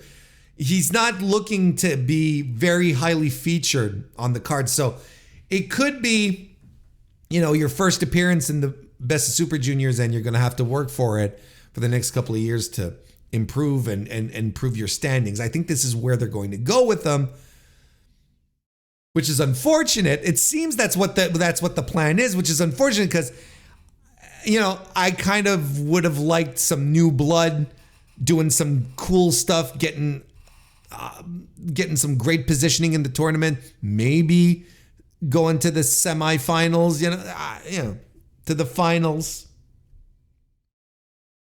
Doesn't look like it, unfortunately. But El Desperado has very high card placement. He's very high. Usually he's doing main events or semi-main events. TJP as well. So that should be signs. Titan's got a couple too. I mean, look, if they want to push El Desperado, you will not get any complaints out of me. I think he's tremendous.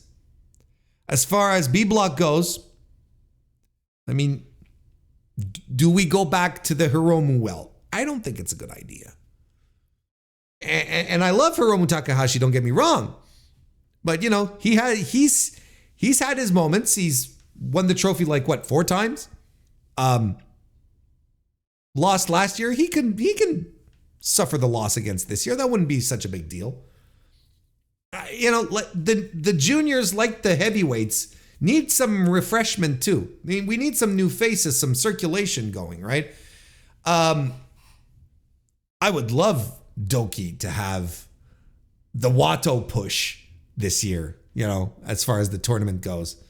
I think that would be great. Sure, he just challenged for the title, so that might play against him.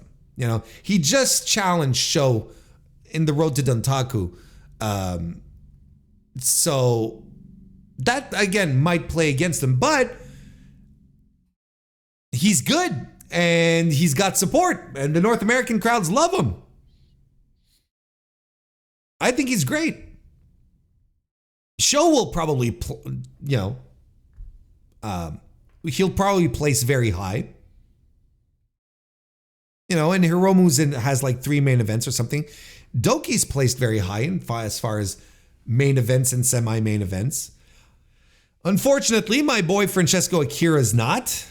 He's, not placed very high on the card, so I'm not expecting that. Neither for Drilla Maloney, who should be very interesting here. This could be a breakout moment for Drilla personally. For Maloney, specifically here, might be a true to form breakout moment. I don't know. What do? Do you do El Desperado versus Doki in the finals? Could do worse. I'd be into that. I'm going to go with that.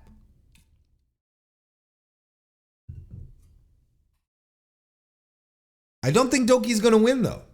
I could be wrong. But I think I honestly do believe that due to him just recently challenging for the title, I think that plays against him.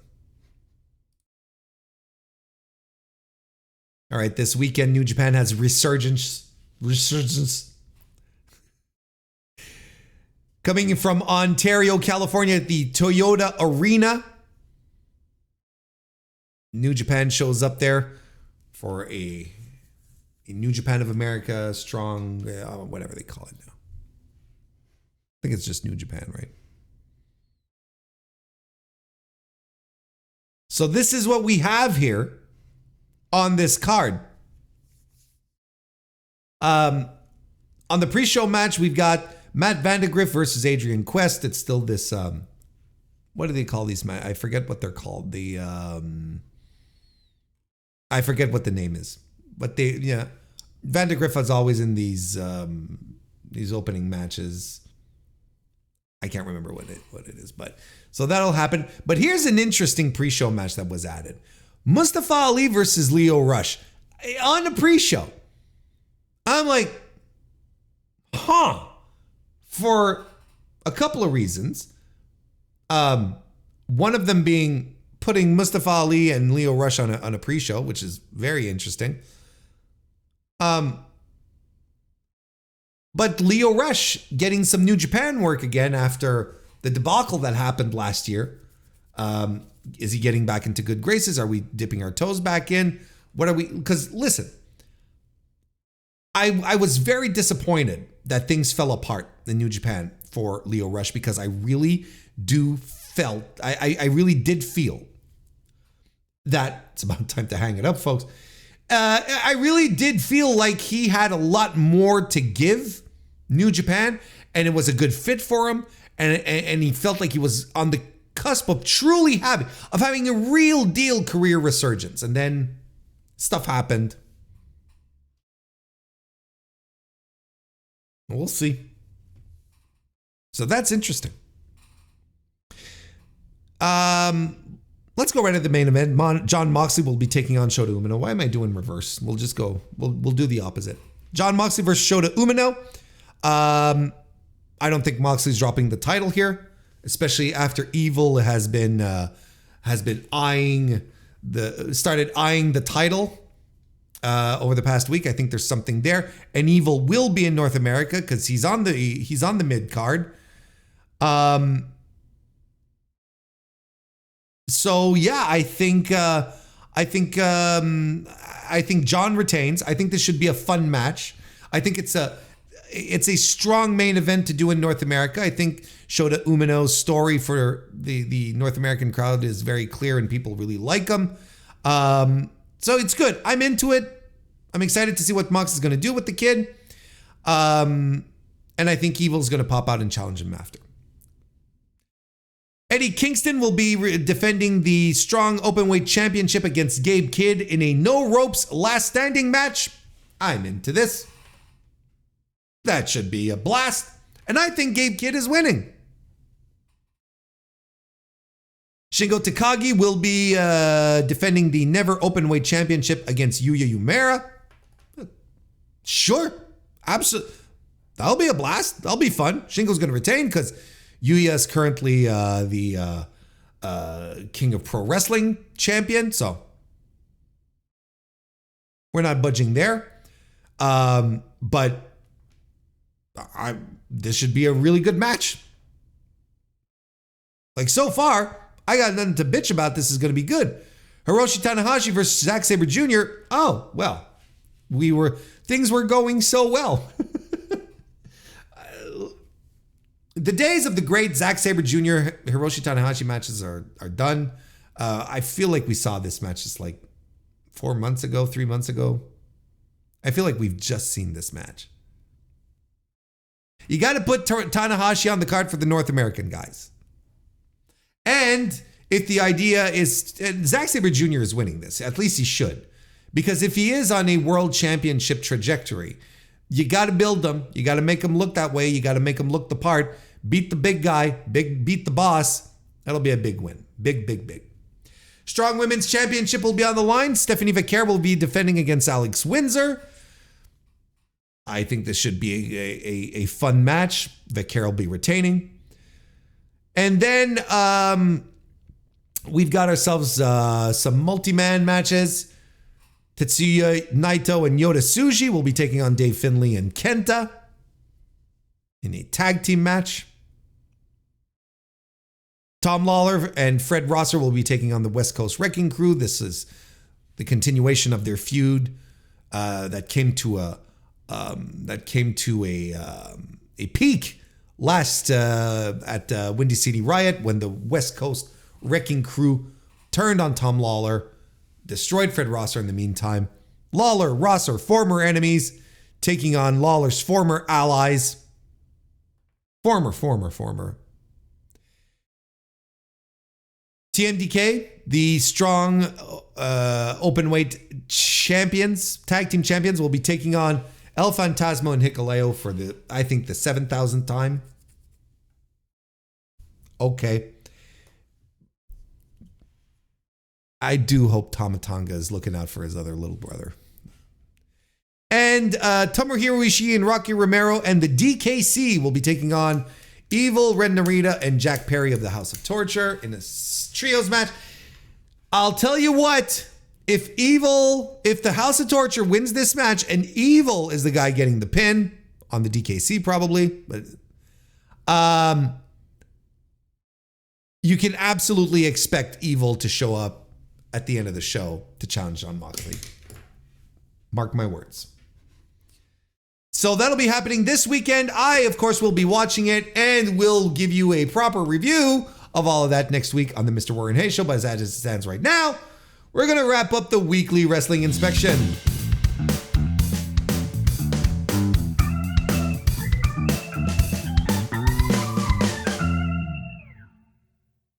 And of course, that is the signal to wrap up the Mr. Warren Hayes Show proper as well. Thank you, everyone, for joining me again this week, for allowing me to regale you with thoughts and impressions and reviews and opinions and whatnot of the world of professional wrestling. I will be back Thursday for another AEW Dynamite review, so that's going to be happening in your eyeballs and ear holes very, very soon. Otherwise, we'll be back next Tuesday for another edition of the Mr. Warren Hayes Show. Like, subscribes, reviews, ratings, all that good stuff. It's a great way to show some support as we're signing off here, folks. Thank you again for joining me, and I'll see you next time.